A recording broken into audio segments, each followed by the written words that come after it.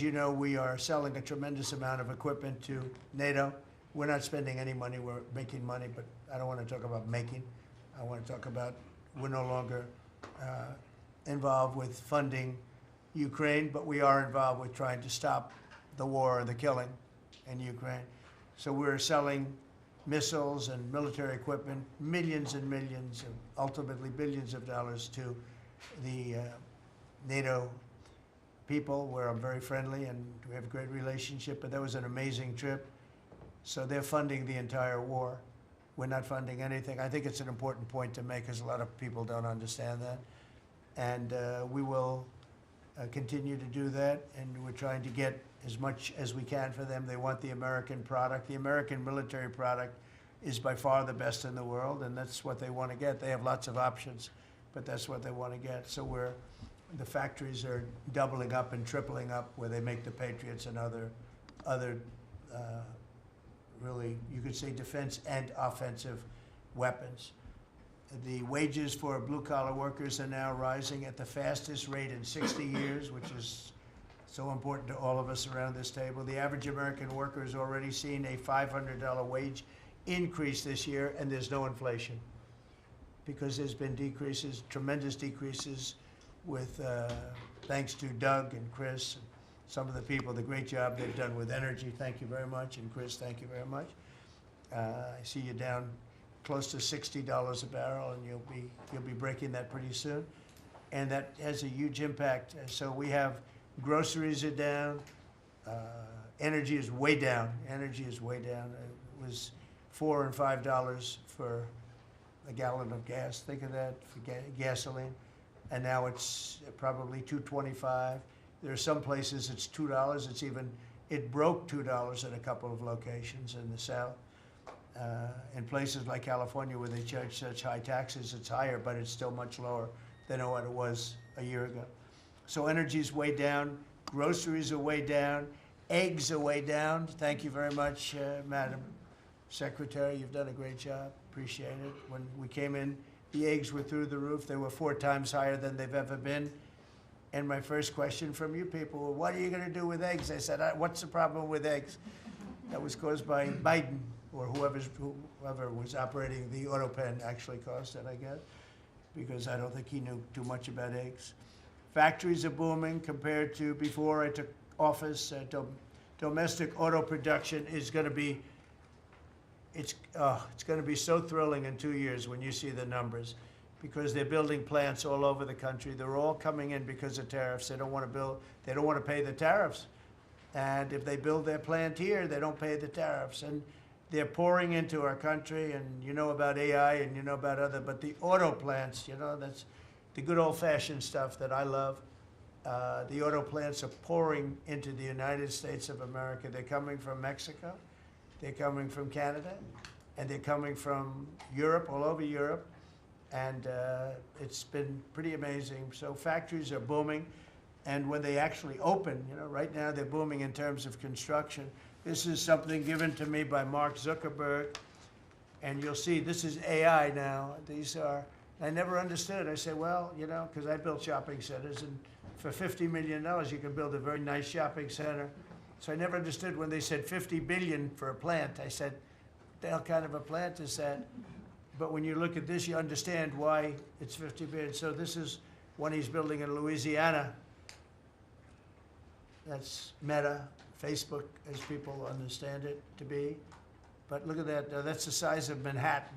So that's superimposed over the island of Manhattan. It takes up a big part of Manhattan.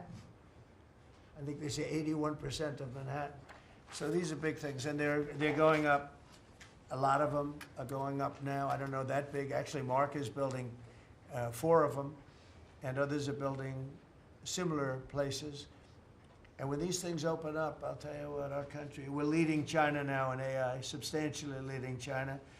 And the reason is because we're letting them build their own electrical facilities. We would need double the energy that if you take all of the electricity that we produce right now in this country, you'd have to multiply it times 2 or maybe 3 times. So 3 times more than we have right now for everything, to operate your toaster and everything else, okay? 3 times more. And the way we are able to succeed, because China goes out and builds these massive plants. They're right now building 58 coal, in this case, almost all coal-fired plants. And coal is back with this country too, by the way. You know, there's a reason they use it, because it's good. It works for them. And we call it clean coal. We don't call it coal, we call it clean, even very clean coal. But we have coal going up, we have nuclear going up. Nuclear is very much in vogue now. It's safe and inexpensive and great. We don't allow windmills. We're not allowing any windmills to go up. I mean, unless there's a legal situation where somebody committed to it a long time ago, we don't allow windmills. And we don't want the solar panels that I was speaking with the secretary about, because they take up, you know, thousands of acres of our farmland. You see these big ugly patches of black plastic that comes from China. And the solar is, you know, I like solar in some ways, but for firing up your big plants, it doesn't work. It's very unstable, but it really takes up your farm. The farmers are saying, you know, they're building these massive blotches in the middle of the fields all over the country. It's so crazy. It's so crazy. So we're not heavy into that at all. And windmills, we're just not going to allow them. They're ruining our country. They're ruining everyone. If you look at, I hate to mention countries, but you look at the UK, what's happened at UK, they have energy costs have gone through the roof. It's because of wind. They want to do everything, close up the northern parts of the country. They have oil, it's tremendous. And they closed it up, and they've been building windmills all over the place. And I tell them, you're my friends, but man, you're gonna have a bad awakening very soon. It's gonna be very bad. They're ugly, they don't work, they kill your birds, they're bad for the environment. And if you look at them from a house, your house is worth less than 50%. So I'm trying to have people learn about wind real fast, and I think I've done a good job, but not good enough, because some countries are still trying, and they're destroying themselves. Those are countries that are really destroying themselves. I hope they get back to fossil fuel, because right now, Chris, whether we like it or not, fossil fuel is the thing that works, and then you can add nuclear with it and other things, but fossil fuel is what works if we're going to fire up those big monster factories. But if you look at comparing everything before I took office, domestic auto production is up 18,000 cars a month, and we haven't even started yet, because a lot of these plants aren't built. It's up 18,000 because Ford, General Motors, and a couple of others, Stellantis, they're taking their existing plants, and they're, as quickly as they can, they're adding on to them. So when their plants open, because they're building big, modern, beautiful auto plants. But think of that, we're up 18,000 cars a month, and essentially all they've done is try and utilize their space correctly as their big plants open up. It's going to be, I hope they remember that it was this way. I hope this table gets a lot of the credit for what's happening. It gets all of the credit, because this would have never happened. We were going out of business in every way. We were losing. All the car plants were leaving this country. Now they're all coming back in, and they are coming from Canada, and they are coming from Mexico, but they're coming from Germany, they're coming from all over the world. Domestic steel production is up by 100,000 tons of steel a week. We have a 50% tariff on steel, aluminum, and various other things. Copper just got brought into the picture, and that means people are gonna wanna make steel here. We just made a deal with US Steel, as you know. We have an outside company come in, spend $17 billion on building new plants, new everything. It's great, and it stays right here in America. So we're doing amazingly well on steel, and domestic oil production is up by more than 300,000 barrels a day. That's a lot of barrels, and you're going to be talking about that in a second, I think, Chris and Doug.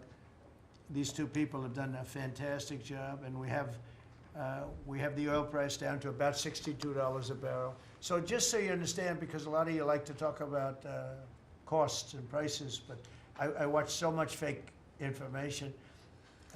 Product costs are down. Energy is way down. Energy brings things down. You know, with energy, that's what happened with Biden.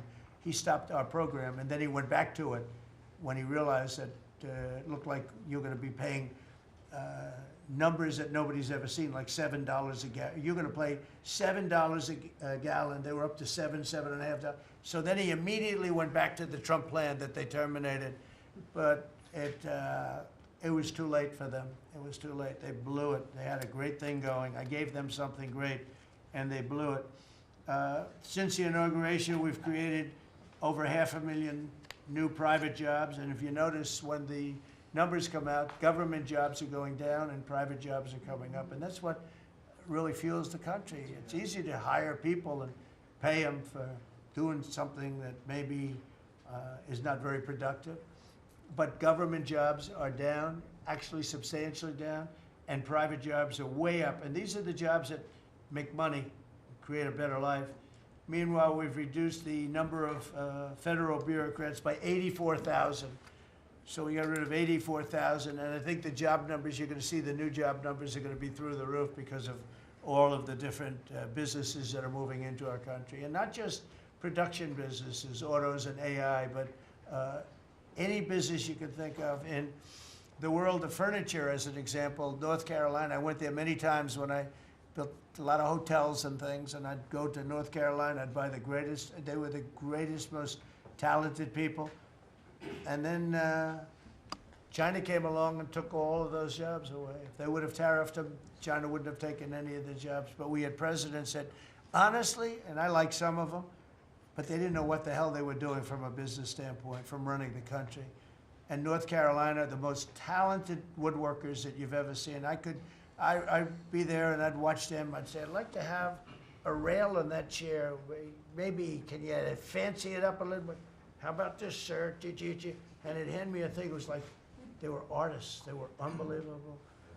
And that business was stolen from us by others, not only China, but by others. All of a sudden, you're ordering your furniture from China.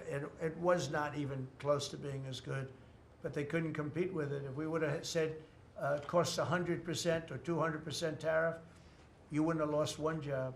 It's so sad. But we're going to rebuild North Carolina furniture and other places, South Carolina too, to a lesser extent.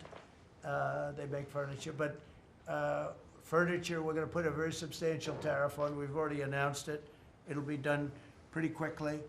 And when that happens, everyone's going to start. I just tell you, North Carolina, go out and start getting the grandchildren and the children, start teaching them, because some of those incredible artists that I knew as young people, they're older people now, but they still have the talent and they have time left, but they're going to be teaching their sons and their daughters and their grandchildren, and it's going to be a beautiful thing to see. It's going to happen like magic. It's going to happen without question. It's not like, gee, I hope it happens. It's going to happen. The results of Ford that just announced it's going to create 4,000 new jobs, American jobs.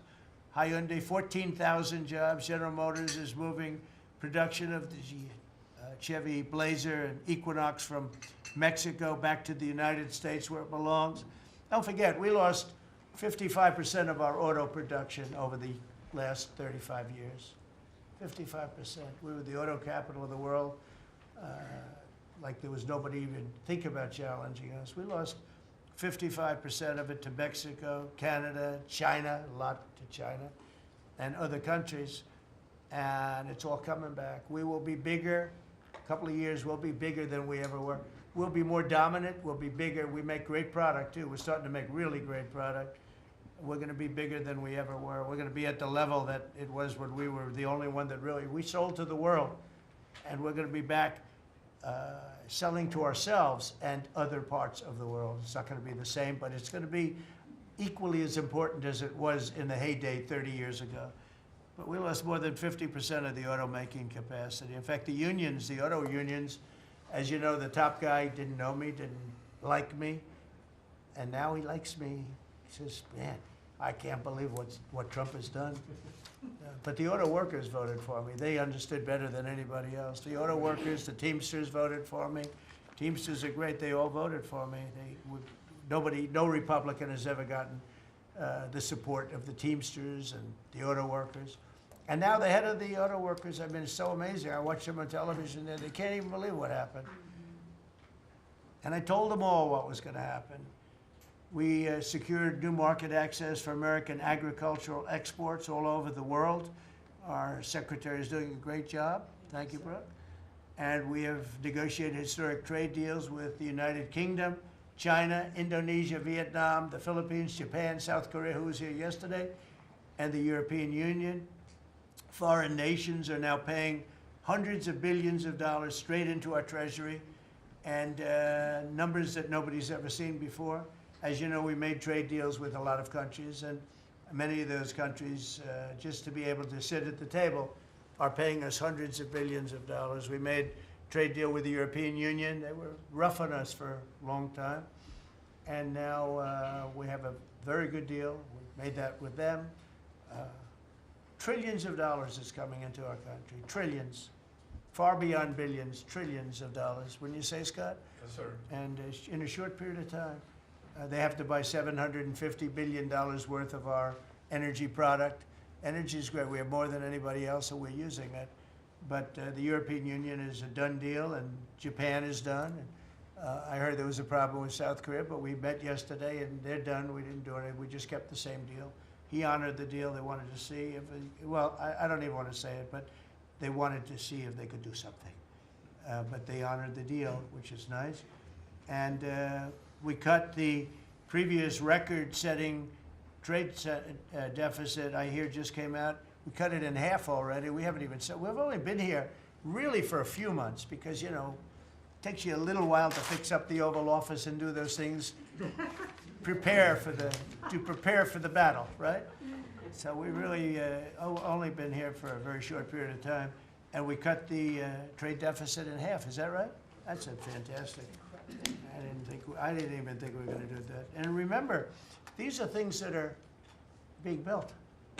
These things, you know, all these numbers, they're not open yet. When they open, you're going to see things happen in the United States that nobody's ever seen before, including our country in its heyday.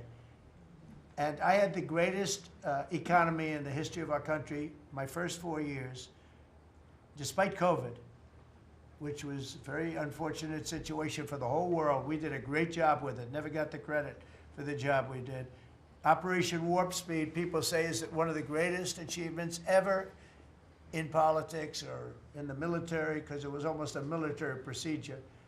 But everybody, including Putin, said that Operation Warp Speed, what you did with that, nobody can believe it. And we did a great job, but it was a horrible, horrible pall over our country. We had a very dark cloud over the world. That was a very, very bad thing that came out of Wuhan, which I said it came out of Wuhan. That's where it came from. And China suffered greatly, but everybody did.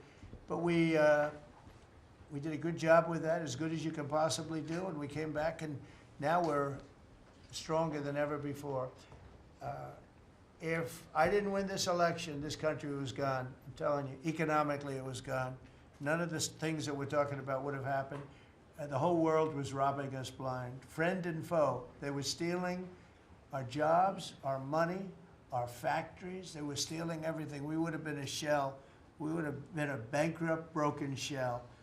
And that's the way it is, but we're doing just the opposite. Stronger than we've ever been. Last month, in a landmark achievement, I also proudly signed the largest working class tax cuts in American history.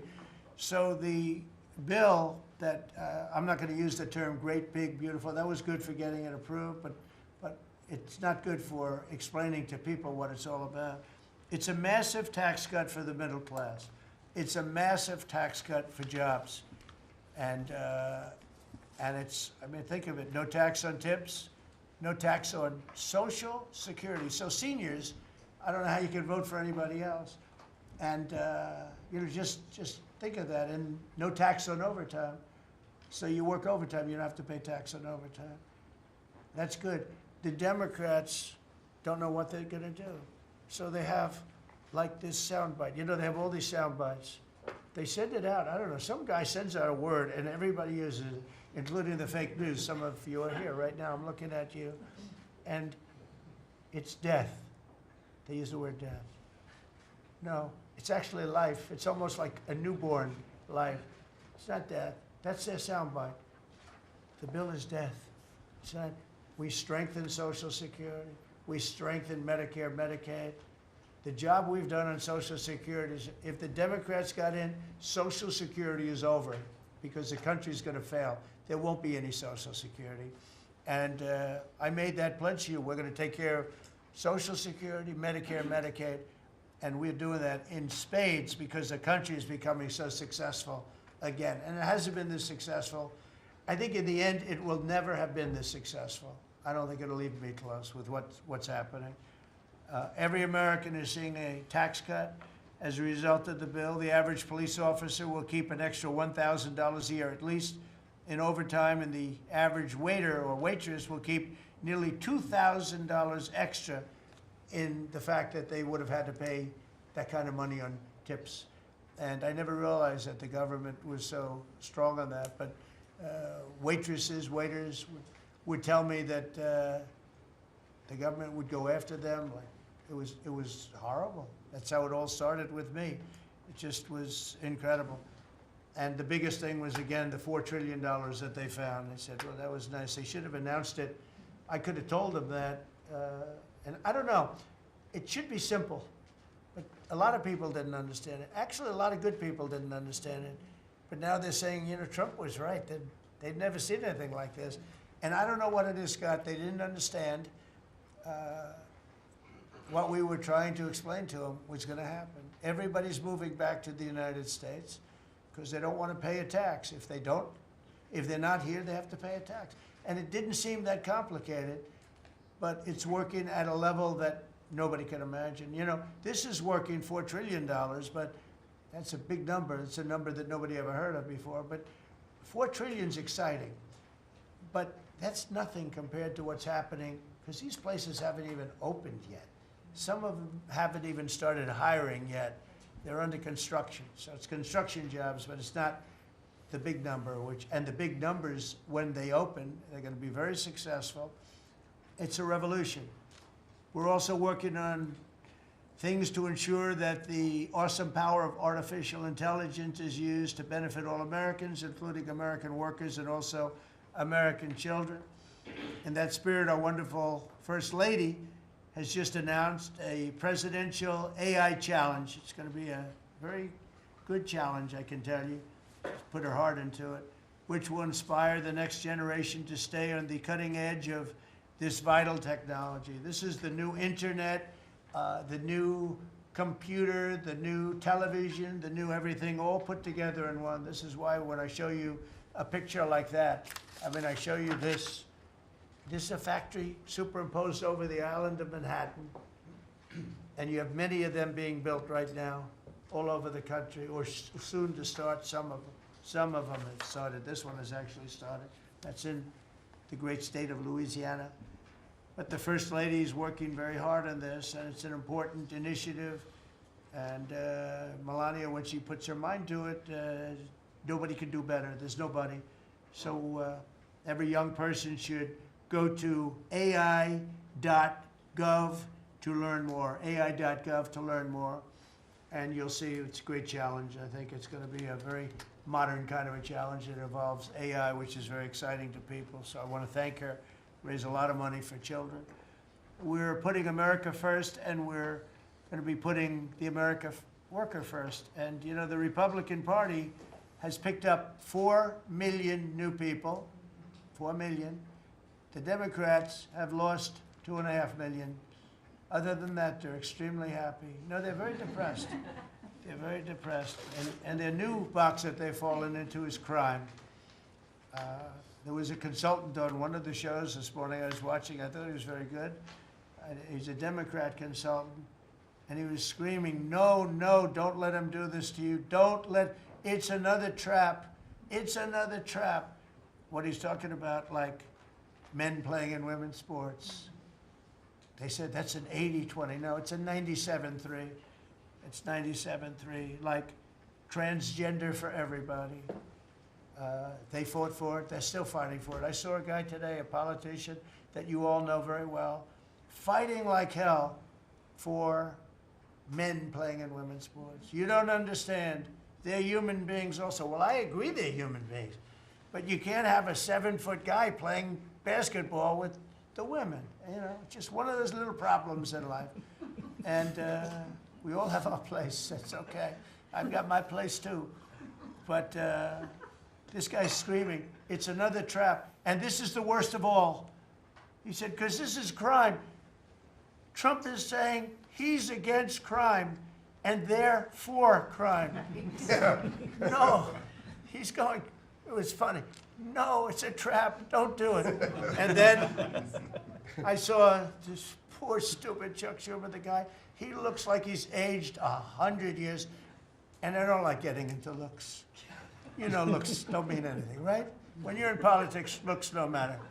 I look at Pam, I would never say she's beautiful because that'd be the end of my political career. Glory, secretary. But I will tell you, this is the best of all, and they're going to fight me. Like this slob of a governor you have in Illinois, this poor guy got thrown out of his business by his family. I know the family. I was partners with the family. Nice family. I like the family, but he was no good. They threw him out. He's governor of Illinois, and he goes about Trump, we don't need his help. Chicago is the worst. These places are really bad. Crime in D.C. was the worst it ever was. You know, they make up stories. Crime in D.C. was the worst ever in history. And now, over the last 13 days, we've worked so hard. And we've taken so many, there are many left, but we've taken so many criminals, over 1,000. I watched a man from Maryland who said to me, sir, you're the greatest president. You're doing an unbelievable job. What a great job. Governor Moore, has anyone heard of him? Mm-hmm. He's another hopeful for president. I don't think so. But I met him, and I didn't realize it was on camera. Did you see they caught him on camera? I was at a game, I don't know, like the Army-Navy game or something. And I met him in a hallway. And as usual, you do your job very well. One of these great cameramen had it on tape. But I met this gentleman. I never met him before. Sir, you're doing a great job. You're doing an unbelievable job. Thank you very much. But then he goes on television and says, oh, Trump is a dictator. He's a dictator. And a lot of people have so the line is that I'm a dictator, but I stop crime. So a lot of people say, you know, if that's the case, I'd rather have a dictator. But I'm not a dictator. I just know how to stop crime. And you would think that Illinois would have such a problem with crime, such a bad governor. He should be calling me, and he should be saying, could you send over the troops, please? It's out of control. It's out of control. In New York, it's out of control. Not as bad as Illinois, by the way. Not even close. In California, you would have not had the Olympics had I not sent in the troops. We sent in the National Guard. They did a fantastic job. We have the Olympics. We have the World Cup coming. I got them in my first term, and I was really sad because I said, oh, boy, I got them, and I won't be president. And little things happen. Thank you, God. Thank you. You know, little things happen. Think of it. You could ask Johnny. Johnny would tell you he's the head of World Cup. He's a great guy, too, great commissioner. But he's the head of the World Cup. He said, Trump is the only reason we're doing this. And the sad part is that I was not going to have it. I would have to be, probably I wouldn't have even been invited to the game, depending on who's president, right? And I got that. I did not get 250, okay? The 250th anniversary, I did not get. I'd like to claim it, if I might, but I did get that. That was whether I was president or not, it was still 250. I'd like to take credit for it. What I will take credit for is we're going to have a better celebration under Trump than you would have had under some stuff. That I'll take care of. We're going to have a safer place, Christy, because of you and Tom Homan and everybody, right? But, so we have 250 coming up. We have the World Cup coming up, which is like having 45 Super Bowls. And we have the Olympics coming up. So we're going to have a very exciting 3.5 years remaining. We're going to have a very exciting, it's going to be done properly. So I just want to tell you, our country's in incredible shape. Our military is strong and powerful and respected. We had some fantastic decisions from the Supreme Court that let us put the people into the military and other businesses that are best for the job, as opposed to some woke reason that was killing our country. That was a very strong, very powerful You can now go into a company based on your ability, as opposed to being forced in based on some factor that cannot make our country great. That was a big decision, very, very big decision. And we've had a lot of great decisions, and we've all made some great decisions sitting around this table. I want to thank Scott. Unbelievable what's happening financially with you and Howard. And Vice President's involved in everything, and he's been great. And Marco has been, really, I think you're born for this job. I don't think you should ever run for another office. I don't think you should, really. You're so good at this. He is so good. And everybody likes him, you know, everybody likes him. But everybody, much more importantly than like, I think you would say, is respect. They respect Marco. They respect all the people around the table. So what I'd like to do is, I'd like to go around the table. You seem to like it. Your audience seems to like it based on ratings. And I want to mention, you know, about crime, because we have a young lady here, Iris, of Epoch Times. You're Iris, aren't you, huh? And I heard you were very savagely mugged in the city, and I'm not going to let that happen under this administration. That was last year. And would you like to mention what happened? Of course. So first of all, thank you, Mr. President. You want to listen to this? For having me here to share my story to the room and to the broader public. My name is Iris Tao. I'm a White House correspondent for NTD, the sister media of the Epoch Times. So more than 2 years ago, it was a Saturday morning in broad daylight. I was on my way to work, and a young man with a black ski mask pointed a gun at my face and threatened me to hand over my phone, my wallet, my laptop, and everything else. And when I refused, he used the butt of his handgun to strike me across the face, in the cheek, or what some people call pistol whip me, before running away.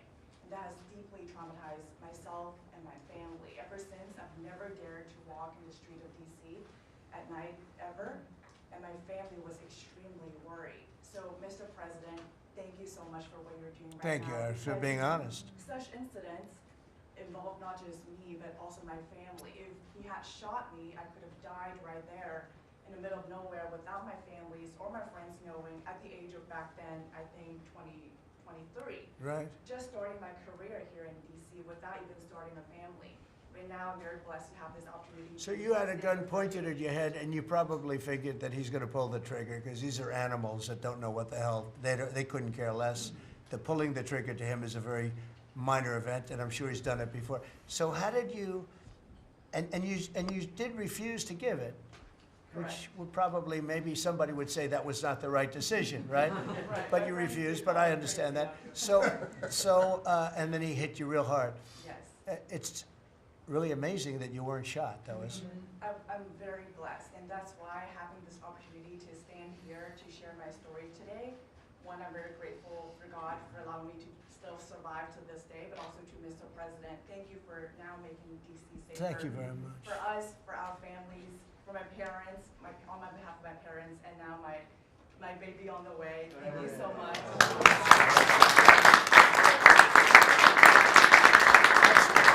And there are other reporters and journalists, good people, and you don't have to say it, but that have also been attacked violently, and not violently too, but pretty badly. But and I bet you see a big difference in the streets right now.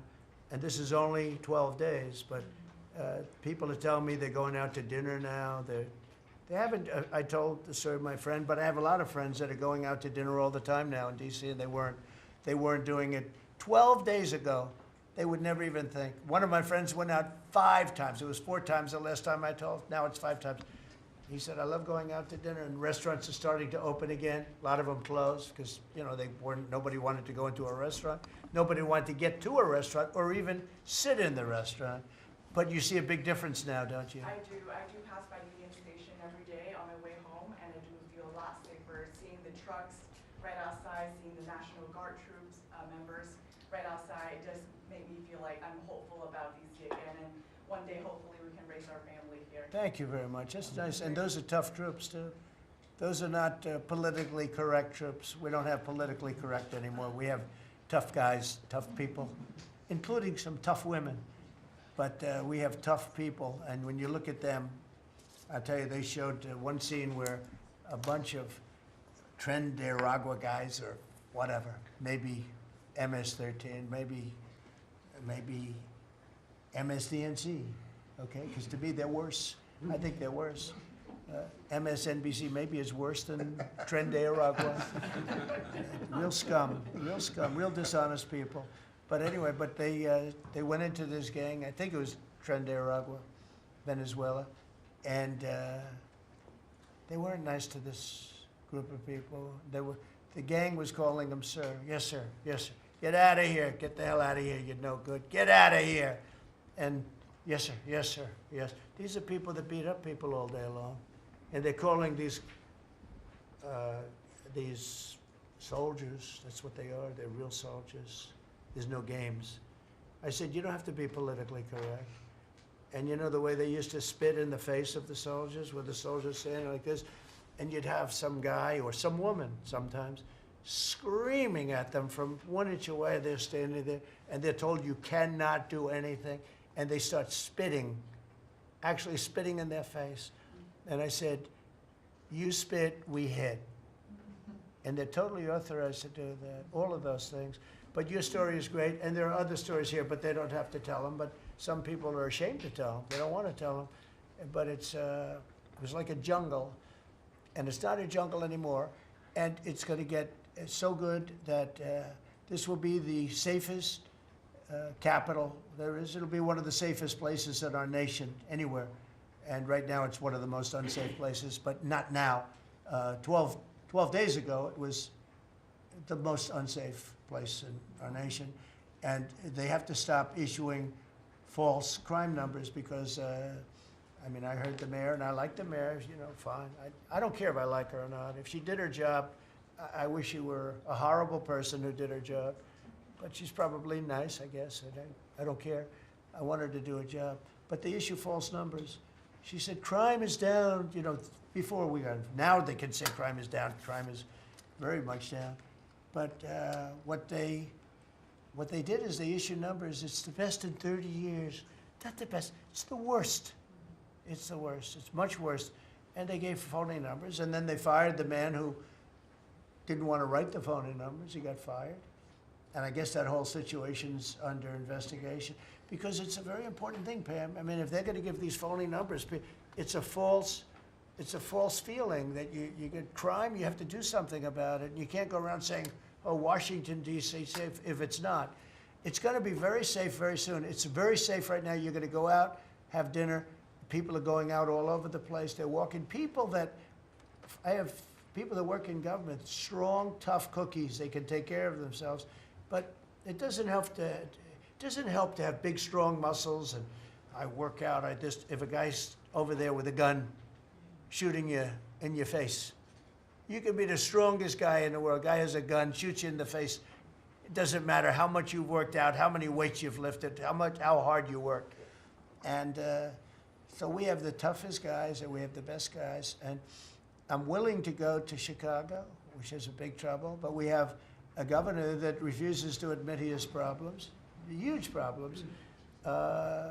Baltimore, Wes Moore was telling me I want to walk with the president. Well, I said, I want to walk with you too someday, but first you got to clean up your crime because I'm not walking in Baltimore right now. Baltimore is a hellhole. And this guy, I don't even think he knows it. He's another candidate for president. Between him and Newsom, you got some real beauties, I'll tell you. But if we didn't go into Los Angeles, you wouldn't have the Olympics, in my opinion. You wouldn't have the Olympics. We went in, and the sheriff, the boss, said, thank God they're here. You could see his tape. He said, we were not able to control what was happening. That was the sheriff. And he said it loud and clear. And you know, they're suing us for going in and cleaning up crime. And yet their own sheriff said, on the first or second night, he said, we could have never handled. That was going to be, you were not going to have the Olympics or the World Cup, because that would be, there wouldn't be anything left. They shouldn't have lost 25,000 houses. The water was turned off from the Pacific Northwest. And I was after them in my first administration, turn on the water, turn it on. Nobody could have believed this could have happened. But they had no water in the fire hydrants. They had no water in the sprinkler systems that people put up in their ceilings. There was no water. And yet we have tremendous amounts of water. They send it all into the Pacific Ocean, trying to protect a certain little fish that's not doing well, because it doesn't do well without water either. And it shouldn't be a protected, because it shouldn't be a protected species. But I think that's actually just an excuse.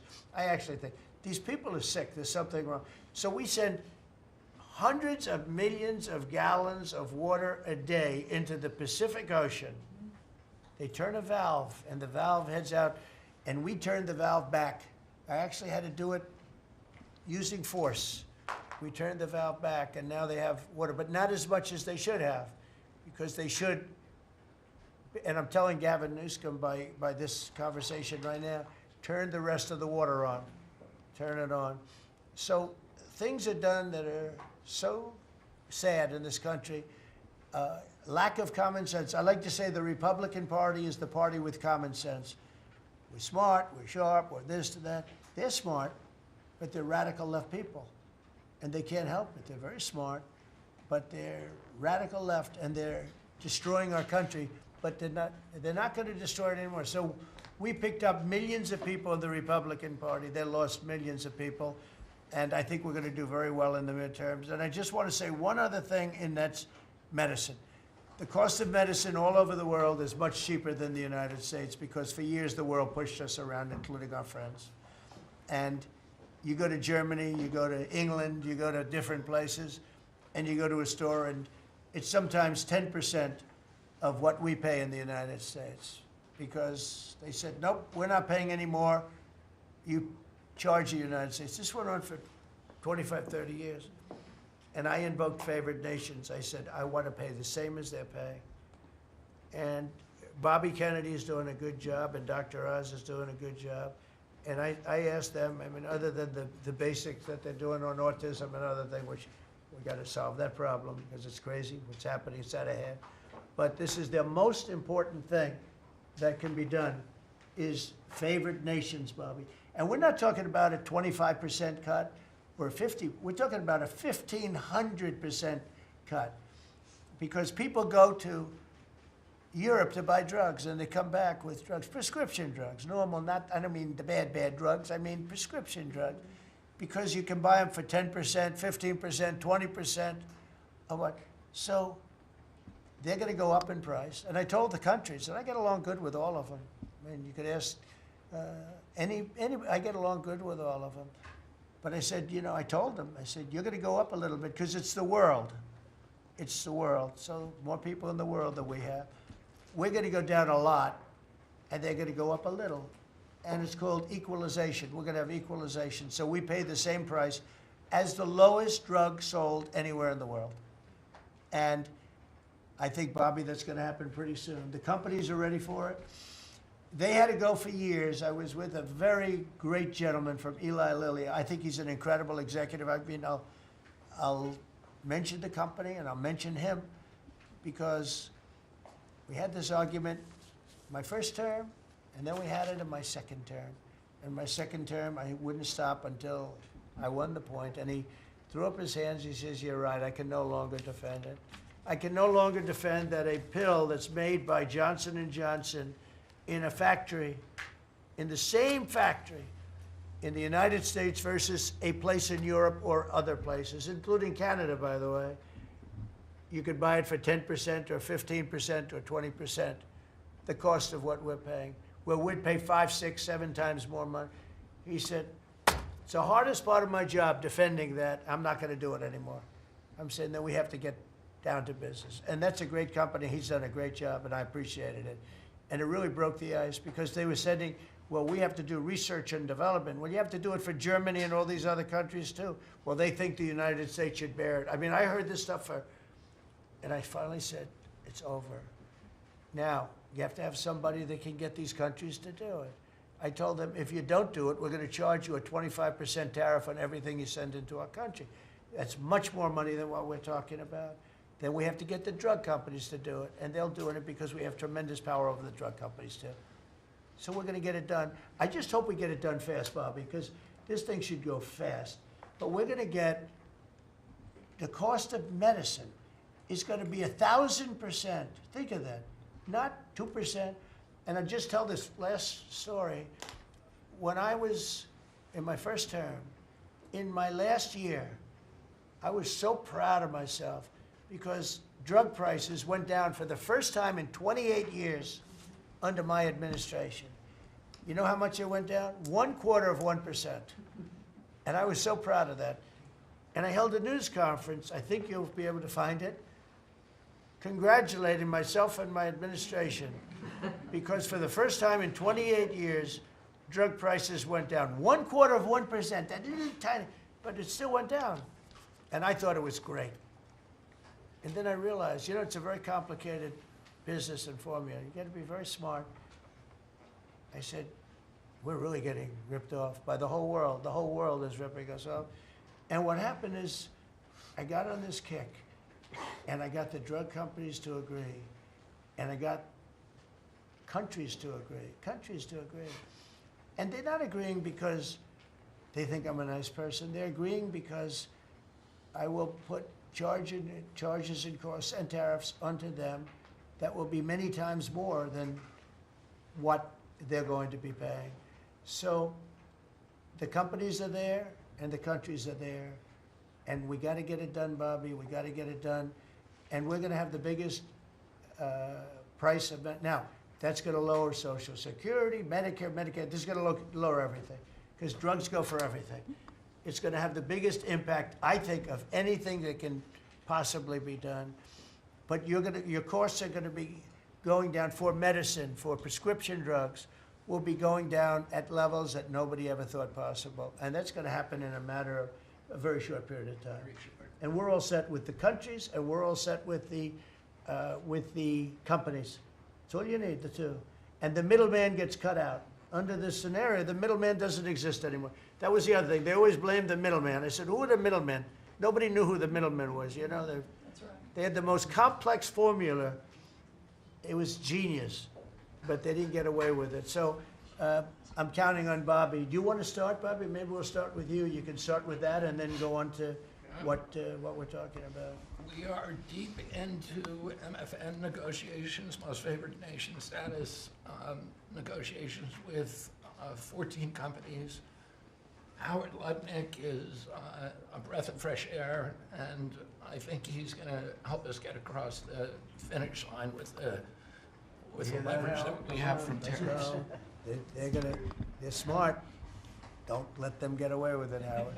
Well, the combination of Bobby's MFN and the 232 pharmaceuticals, which we launched together, Right. when you put those two together, it really gives Bobby the tools to go execute your plan. So I'm supporting Bobby as he executes his plan.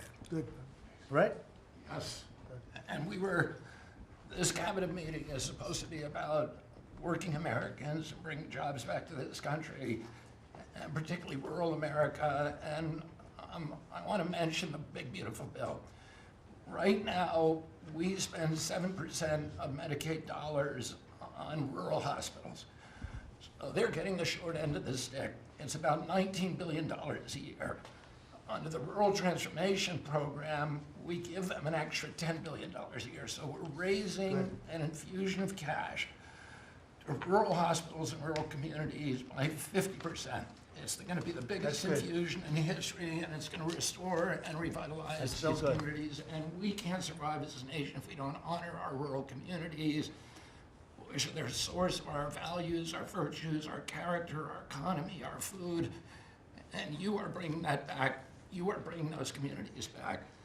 I wanted to talk, because you mentioned the wind farms, we now have an interdepartmental coalition, a team, which is Doug Burgum and Howard Lutnick and Chris Wright and Pete Hegseth.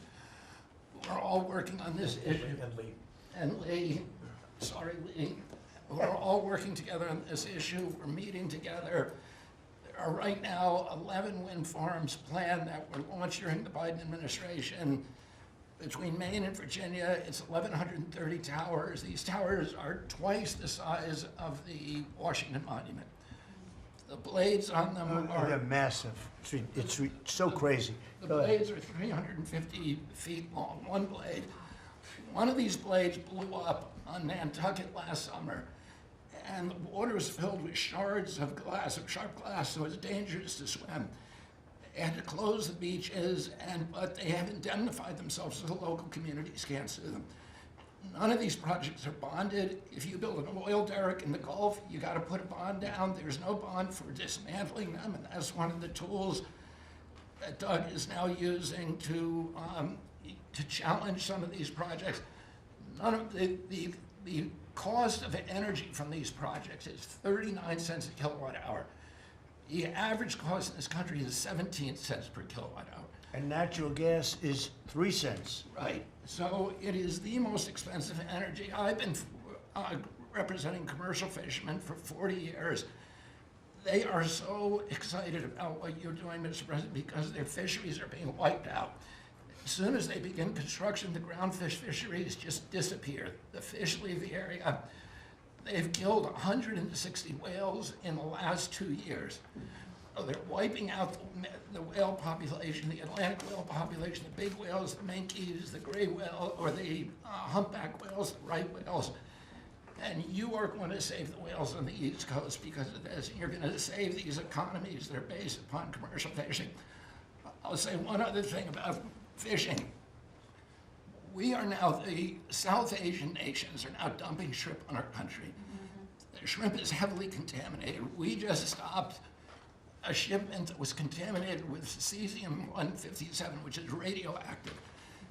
They're farming these shrimps, and they use bactericides and antibiotics and all kinds of chemicals, and the shrimp are so contaminated that the European nations won't take them, so they're dumping them all here, and they're putting out of business. We have the most sustainable, highly regulated fishery in the world.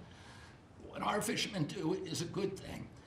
And all the trawlers in the Gulf and Alaska are being shut down because we're getting shrimp dumped here. So we have now increased FDA inspections of shrimp to make sure that Americans are not buying and eating contaminated shrimp and putting our shrimpers out of business. I talked just very briefly, we have an historic agreement on pre-authorization.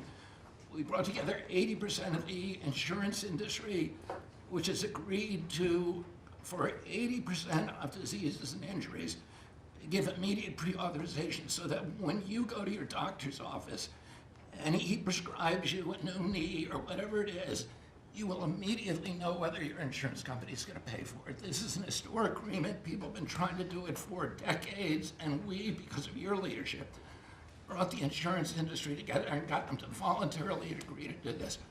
Similarly, we've made another historic agreement with personal health records. The 60 biggest tech companies in our country have all agreed to allow Americans for the first time access to their personal data, which they own, which these companies have been monetizing without permission. You're going to be able to see by next year all of your health records on your cell phone.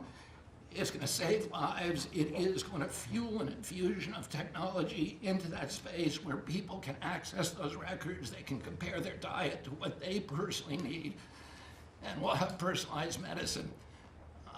We are doing price transparency. You passed this during your first term, and then the Biden administration refused to enforce it. We've now brought at HHS, under your leadership and my leadership, more enforcement actions than during the entire 4 years of the Biden administration. Right. So we're going to have that kind of price transparency. I'm working with Linda on forcing medical schools. And the MCATs, the people who administer the MCATs, the people who do accreditations, to put nutrition into medical school education. Right now, 25% of the doctors in this country do not feel competent to give nutritional advice. 70% of diabetes cases can be reversed or ended if you just change people's diets, and the doctors don't know how to advise it. They only know how to prescribe the drugs. We're going to change that, so if you come out of a medical school under the Trump administration, you are going to know about diet. And then finally, most importantly, the Pete and Bobby Challenge. I want to give an update. Pete got, or I got 5 minutes and 48. It's 100 push-ups, 50 pull-ups, and you try to do it within 10 minutes. I got 5 minutes and 48 seconds. Pete beat me. I'm still bitter at that. 5 minutes and 25. The cabinet leader is Scott Turner. You beat me. Dislocated arm. You got 5 minutes and 15 seconds. I'm waiting for reports from the rest of the cabinet. The only exemptions currently existing is if you can hit a 50 at Bedminster, which President Trump did with Bryce and DeChambeau, so he's the only one exempt in this room. Everybody else. That's great, Bobby. Bobby, autism, if I could, just, I don't want to go too long because we have a lot of people, but the autism is such a tremendous horror show, what's happening in our country and some other countries, but mostly our country. How are you doing on that? We are doing very well. We will have announcements as promised in September. We're finding interventions, certain interventions now that are clearly, almost certainly causing autism. And we're going to be able to address those in September. It's such a big day. I'm looking forward to that day because there's something wrong when you see the kind of numbers that you have today versus 20 years ago. And those numbers, what are those numbers, Bob? Well, in 1970, the biggest epidemiological study in history was done in Wisconsin. They looked at 900,000 children and they were looking for autism. They knew what it looked like. And they were very, very precise about it. And they found an incident rate of 0.7, in other words, less than 1 per every 10,000 children. Today, our most recent numbers are 1 in every 31 kids. It's probably actually much worse than that because California, which has the best collection system, is reporting 1 out of every 19 children, American children, has autism, 1 in every 12.5 boys. So it's gone from less than 1 in 10,000 in 1970 to 1 in 12.5 boys. Think of those numbers. So there has to be something artificially causing this, meaning a drug or something. And I know you're looking very strongly at different things, and I hope you can come out with that as soon as possible. We will. So 1 in 10,000, and now it's 1 in 31 or 34 or 12 if it's a boy. Can you imagine that? 1 in 12. That's for a boy. 1 out of every 12.5 boys. It's not even believable that that could be. And that was 1 in 10,000 not so long ago. I've been hearing these numbers, that, and they get worse and worse every year.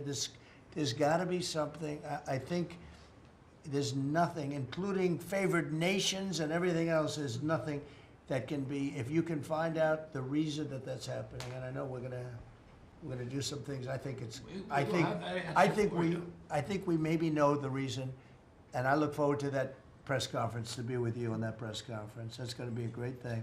Thank you, Bob. You're doing a great job. Linda, how about it? And we want nothing less than $500 million from Harvard. Don't negotiate, Linda. They've been very bad. Don't negotiate. Go ahead. All of that's working well. Mr. President, thank you very much. Since we are focusing today on Labor Day, and I know that Kelly and Lori are both going to echo some of the things that I'll say as well, we are really focusing, on our workforce. But what I'm finding with great joy around the country is that states really are being innovative and working more with middle schools and with high schools to make sure that we are having hands-on learning. There are pathways to jobs that are happening now. And if we see more and more of our community colleges working with our middle schools and our high schools so that high school students are graduating not only with a diploma, but a certificate that they have worked with, perhaps with a Toyota or another company that is coming in, public-private partnerships.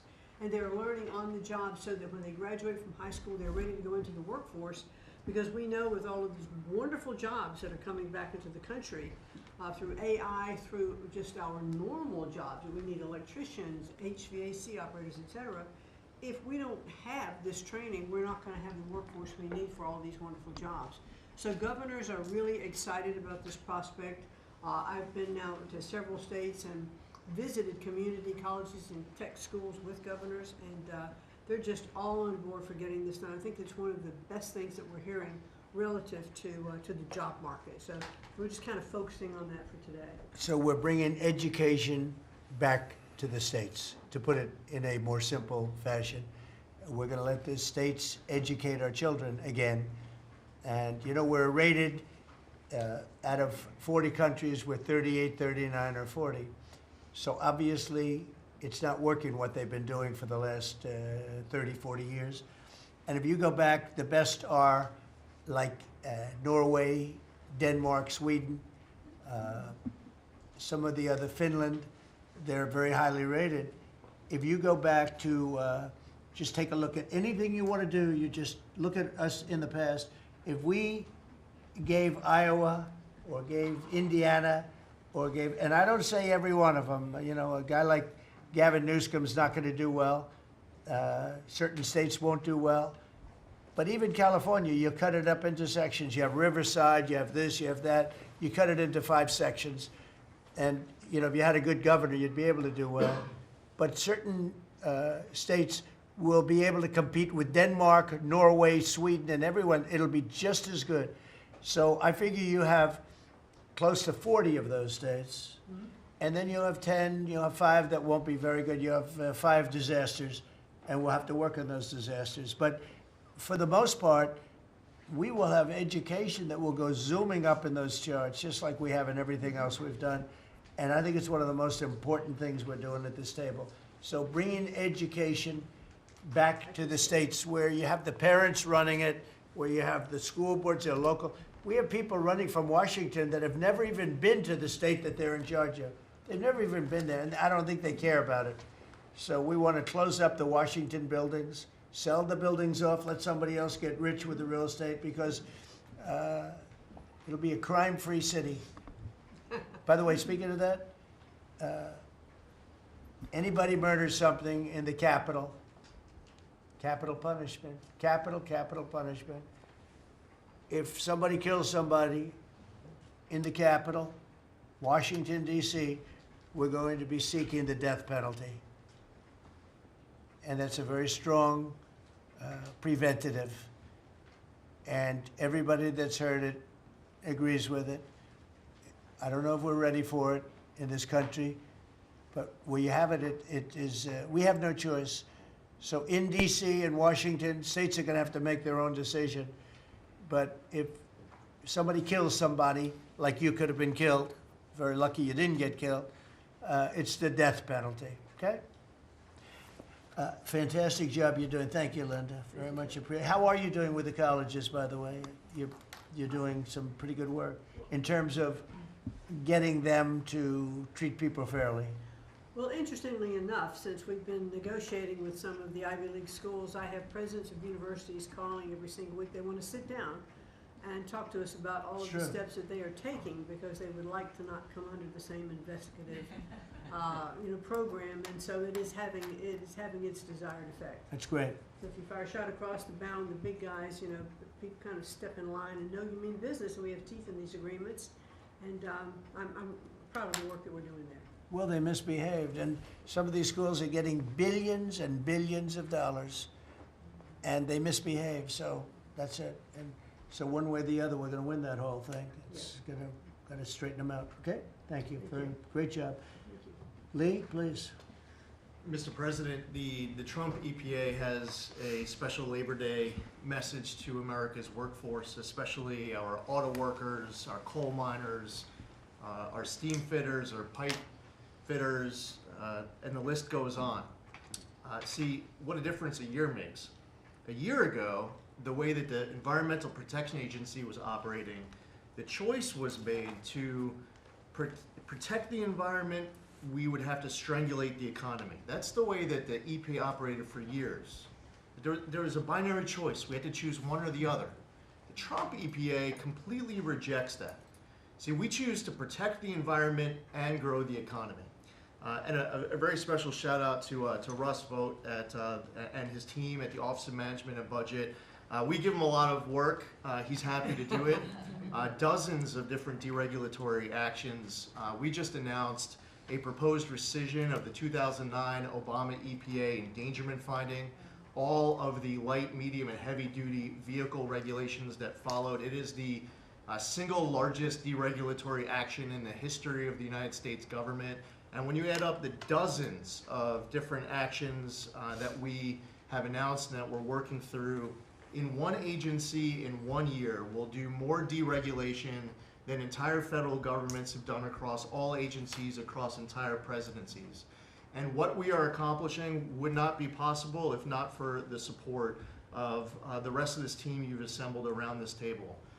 The well-oiled, well-wired machine at the White House, led by Susie Wiles, and the DCOSP, the policy shop, led by Stephen Miller, they have been amazing to work with. I was just in Iowa with Administrator Loeffler, who made an announcement with Secretary Rollins to reverse the deratement on diesel exhaust fluid systems. Mr. President, you said you wanted water flowing faster.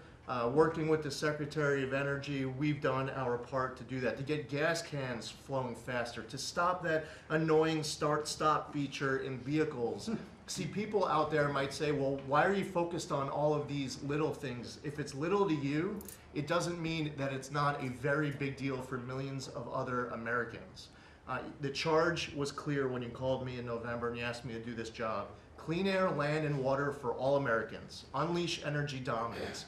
Advance cooperative federalism, permitting reform, make America the AI capital of the world, bring back American auto jobs. What we are accomplishing now, again, wouldn't be possible if not for your leadership. I'm grateful to the American people for electing you and our amazing Vice President. I was just in Mexico City announcing and signing on behalf of the Trump administration an agreement with Mexico for a permanent solution for the Tijuana River sewage crisis, which you have been so outspoken and passionate about in our conversations. It would not be possible if not for Secretary Rubio, Deputy Secretary Landau, U.S. Ambassador to Mexico Johnson. The team at the State Department has been incredible. The work with the NEDC on permitting, to be able to get new pipelines built, to get new factories started. The list, it's amazing. So, you know, somebody out there might not realize the relationship between the Environmental Protection Agency and the Department of Defense.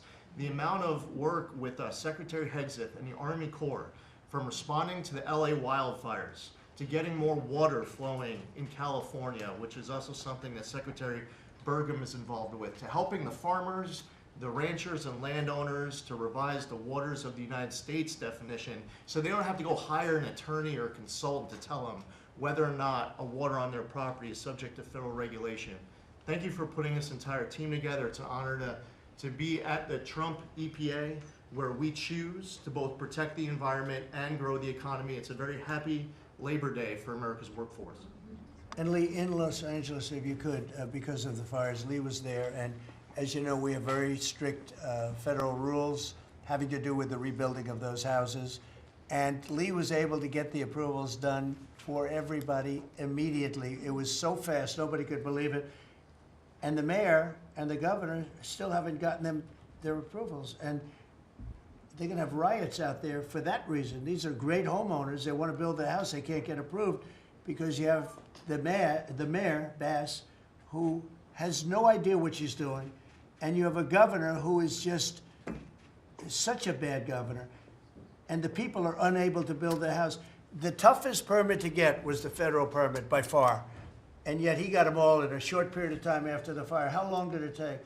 Well, Mr. President, you came in, signed an executive order, and told the EPA that we had less than 30 days to complete our hazardous material removal, which the initial response, once all of our heart rates went down a bit, was just to figure out how to get it done.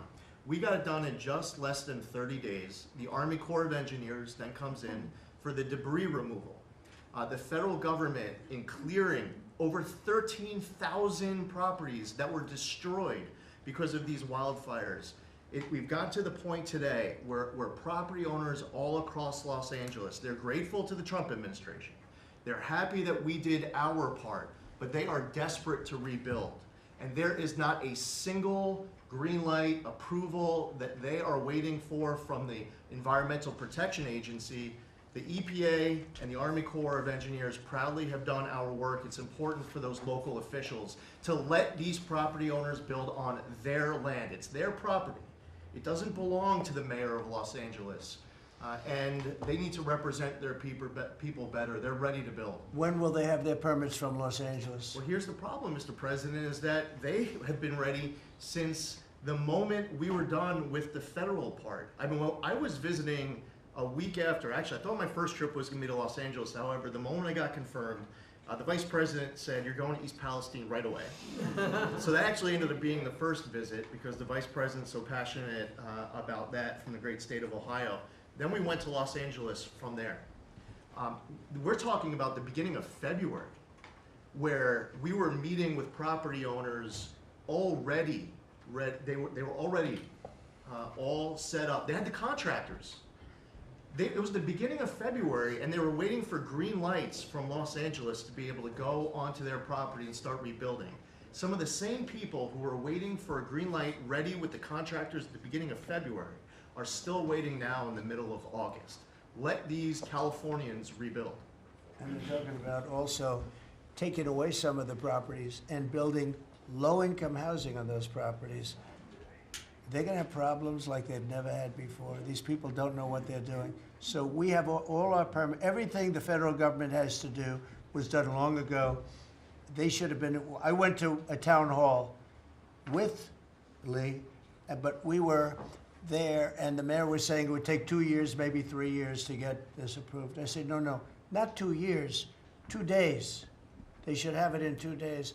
And I toured the site, and I met 100 homeowners, all standing in front of this site a couple of days after the fire, and they were ready to go right then. They wanted to just build right then. And the city won't let them do it. Los Angeles, I don't think it's that they won't. I think they're incompetent, okay, to be honest with you. I think they just don't know how to go about it.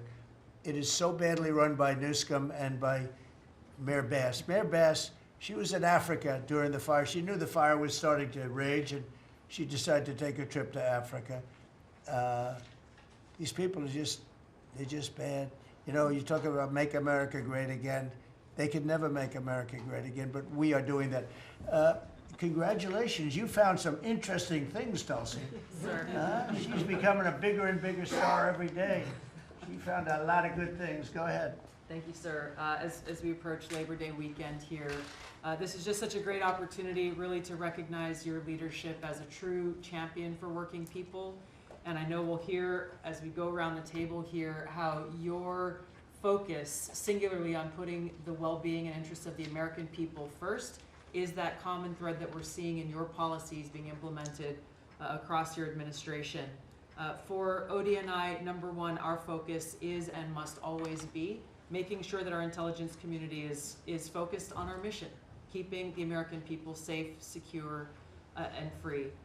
We're doing great work on this front. I'll point out our National Counterterrorism Center, led by Director Joe Kent, are working across different agencies with Homeland Security, DEA, FBI, and others to catch terrorists, both those who are trying to come into our country, those who may already be in our country. They are finding the worst of the cartel bosses and making sure that they're not able to continue to wreak havoc and terror in our communities.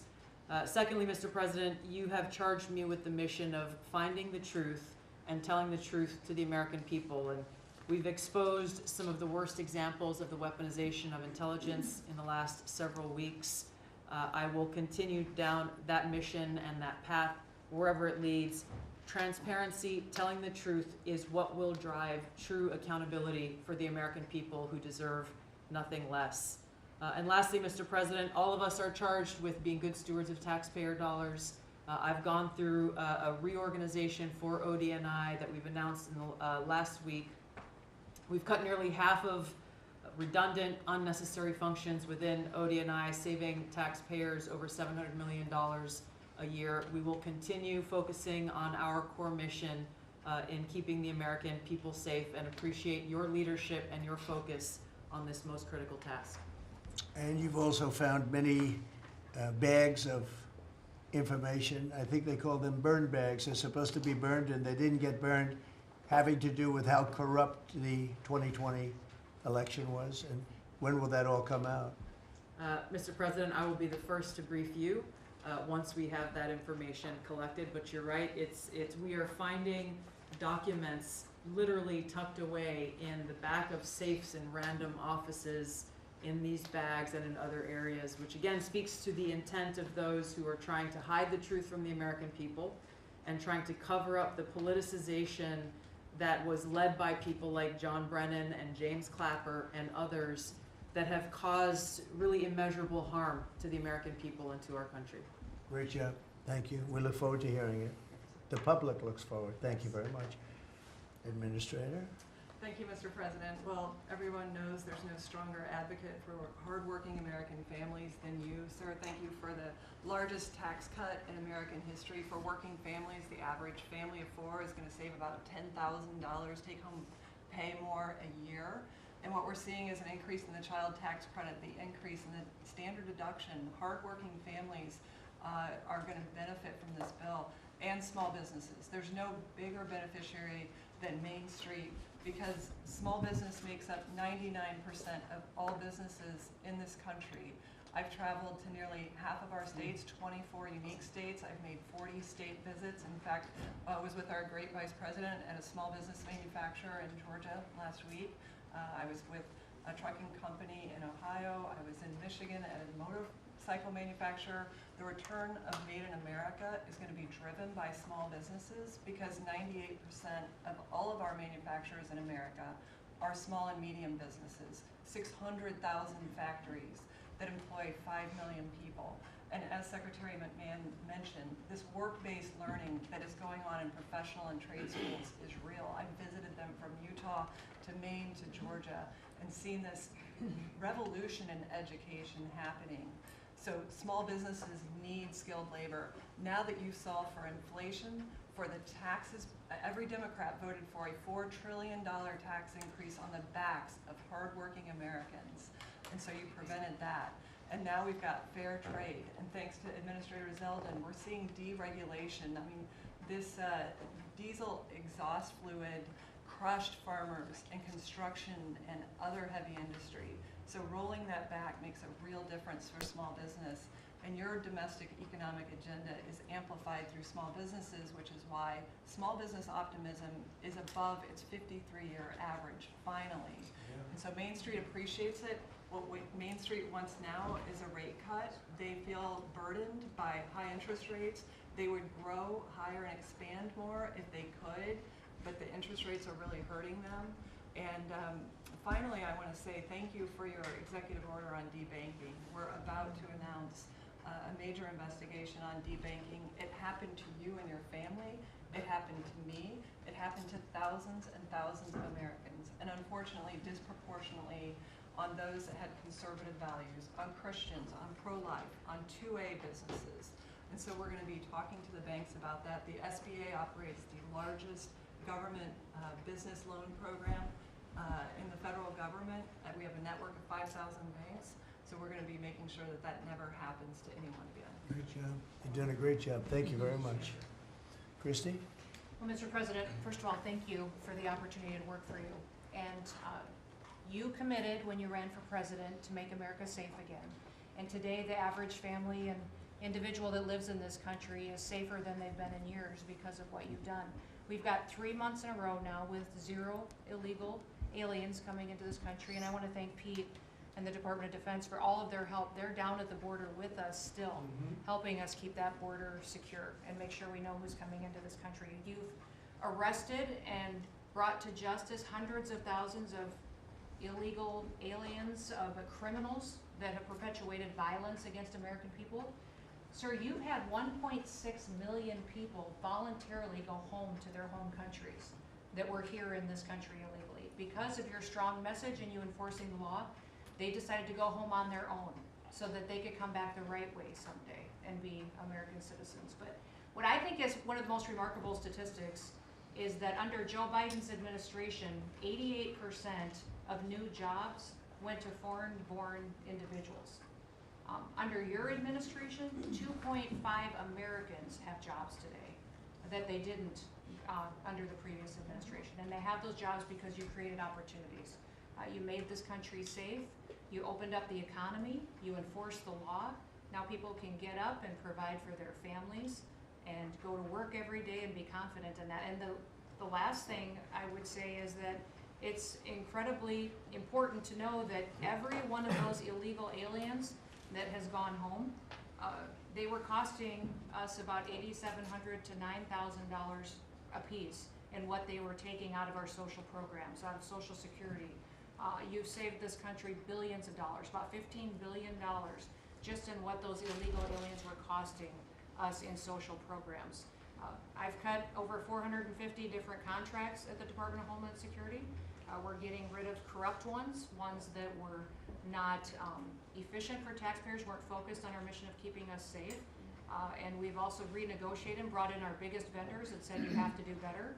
And we've saved the taxpayers over $13 billion doing that as well. So we're continuing to be accountable to taxpayer dollars, but sort of focused on doing the mission of what you've committed, and that's to keep us safe and to make sure we put Americans first. Well, great job, and great job on the border.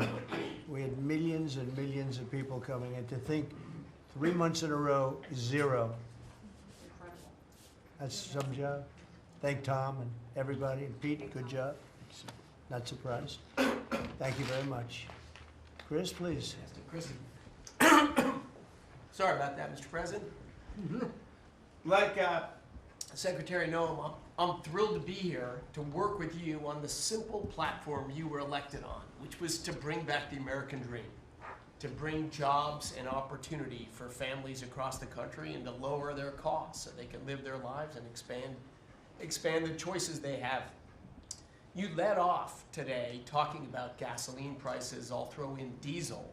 If you correct for inflation, they're at multi-decade lows. This is a huge expense. This is a huge constraint on people's lives. We should celebrate that. Natural gas has become our main industrial fuel powering factories around the country. Natural gas prices are quite low in this country, and they're lower than in any country in the world. The reason for that is the United States produces 2 times more natural gas than the second largest natural gas producer in the world, and 4 times more natural gas than the number 3 and number 4 producers in the world. So you've opened up American opportunity and energy together with the work of Secretary Burgum, Administrator Zeldin, Secretary Lutnick, Secretary Rawlins. You know, we've made it easy to produce energy in America again, and those benefits are flowing. I could go on about this stuff forever, but let me talk about one specific area of energy, electricity. That's in the front of people's minds. When the day you were inaugurated, we get hold of all the data. We can look at the resource plans of utilities across the country. What you inherited when you arrived was a plan over the next 5 years to close 100 gigawatts of reliable electric generation. So that's 100 large power plants. Now that was offset with a plan to build 22 gigawatts of reliable electricity generation. Their plan was to close more than 4 times as much electricity generating capacity as they were going to build in that 5-year period. How do we lead the world in artificial intelligence if we're shrinking our supply of reliable electricity? How do we reshore steel and aluminum and automobiles and semiconductors and all those jobs Americans want back in our country when we're degrading and shrinking our energy system? We were going to hand that leadership to China in artificial intelligence, not just to our economic loss, but to our huge national security loss. Your team around this table, and almost everyone around this table is involved in it, is just to completely pivot dramatically. We're stopping the closure of all these plants way before their retirement date. Some plants get to their end of life. That's a small percent of the planned closures. Most of those were just political nonsense at the cost to American taxpayers. So we have rapid new construction of power plants under in the United States. We're doing everything we can with suppliers who build the equipment for these power plants. They've got to build their factories bigger to build power plants in America. People thought those days were past. We weren't going to build big things in America anymore. We're just going to keep sending it over to Asia and overseas and just buy other people's stuff. Totally nuts economically, totally nuts for national security, and of course crushing for working Americans, particularly Americans that work with their hands. But we are seeing a revitalization of those people, of that optimism. You showed that picture of that plant being built in Arkansas, dozens of those under construction, just in artificial intelligence. But the reshoring of steel, of aluminum, of plastics, of fertilizer, semiconductors. Like this, America's the land of opportunity. How did we get to become this awesome nation? Because we believed in the American dream and we leaned in on it. But the wealthy in our country and the coastal elites that live away from where stuff's actually made, they just lost their way, and politicians just let them have it. Your tireless campaign and your relentless messaging made people realize the American dream isn't dead. It's just been smothered, and we're unsmothering it and setting it loose. God bless your efforts. God bless your assembly of this team around this table. We're bringing the American dream back. Yeah, thank you, Chris, very much. Great job you're doing. Appreciate it. Lori, please. Mr. President, everybody here who spoke works at the Department of Labor, clearly, which I love. They have all the correct talking points, but I think that's a testament again that we are all working together every single day. We talk to each other often, and the workforce, the skilled workforce, the education factor, retirees, it's been so important because they all touch the Department of Labor, and I have the opportunity to work with every single one. If you all haven't stopped by the Department of Labor, Mr. President, I invite you to see your big, beautiful face on a banner in front of the Department of Labor, because you are really the transformational president of the American worker, along with the American flag and President Roosevelt, because we're bringing business and labor together. And I was so honored to unveil that yesterday, and everybody is taking note of that. You also mentioned crime, and I think it's been important for my colleagues to recognize that now American workers can return to work and feel safe. That business owners aren't shutting down their businesses because they're afraid they can't protect their workers, and now it's open for business again, and it's starting right here in our nation's capital. Many things have been mentioned about consumer confidence up, unemployment is holding steady, and more than 2 million net jobs for native-born Americans has been key under your leadership. 84% of the workforce and jobs has been produced by the private sector. I think that was the mission of this administration and the Department of Labor. And I will continue to say for a little bit longer, until I heard you today, the one big beautiful bill, because it equals one big beautiful workforce.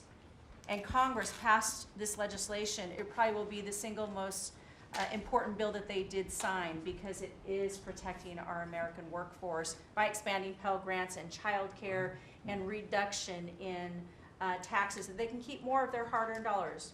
I am at the Department of Labor announcing $30 million in grants for our skilled workforce, that I have an MOU with Secretary McMahon. I have an MOU with Administrator Loeffler. That's important to share the data points on how important this is. In June, we awarded nearly $84 million in grants for the capacity of what?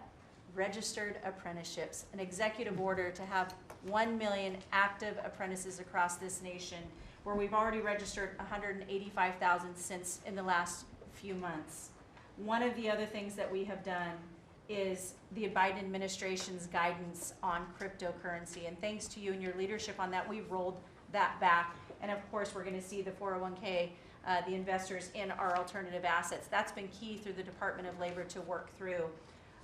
Partnering with our agencies, again, as I mentioned before, is important as we work together. I have visited, I'll be 31 states on my 50-state tour by the end of this month. I'm headed with Secretary Duffy, with the South Korean President Lee today, as we move through the shipbuilding. We will do that in Philly, and then I'm off to New England to talk to those states about how important the apprenticeship program is.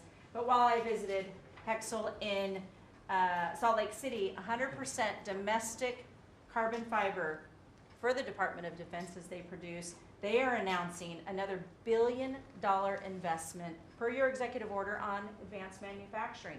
So it is working. Everything that you have been saying since you were elected and since we all can put into play has been working. Ohio, McDonald's is investing 375,000 new jobs. The shrimpers I visited as well, and they need our help in protecting that industry for our American fishermen and shrimpers. In Minnesota, I toured Cambria. When we're talking about quartz countertops, all made in America. And again, in Oregon, where we are expecting a crackdown. Thank you for what you are doing with your agents on ICE, and thank you for the prosecution that I hope you will come to Portland, Oregon and crack down. But while there are still good people, I was able to visit Buckeye Pacific, really a trading floor for the timber industry. So we still want to focus on great, hardworking American businesses.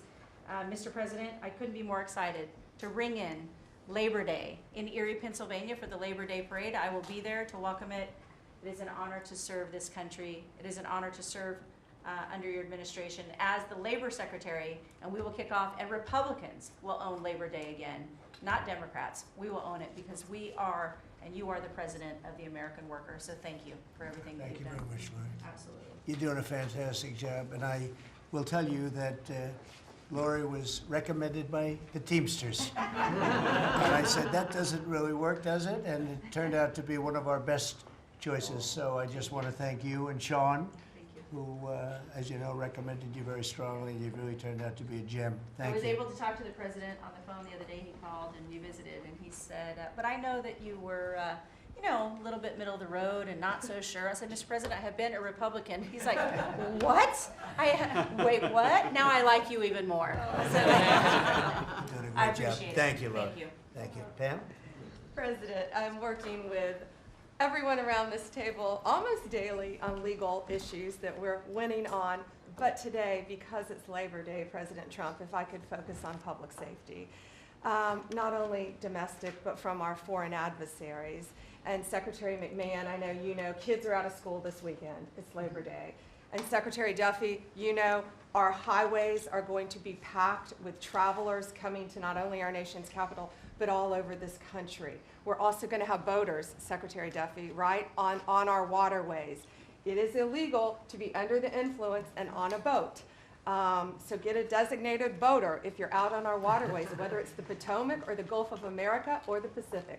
Wherever you're out this weekend, people need to be safe. And on an international level, Secretary Rubio, thank you for all your help on everything we're doing, and everyone around this room. But yesterday, there was a big, big win. El Mayo pled guilty, and he was the co-founder of Sinaloa cartel with El Chapo. And there's even a Narcos Netflix series about these guys. Well, now we know the ending. He's going to die in an American prison. They are one of the worst, El Chapo and El Mayo, some of the worst narco traffickers in our world.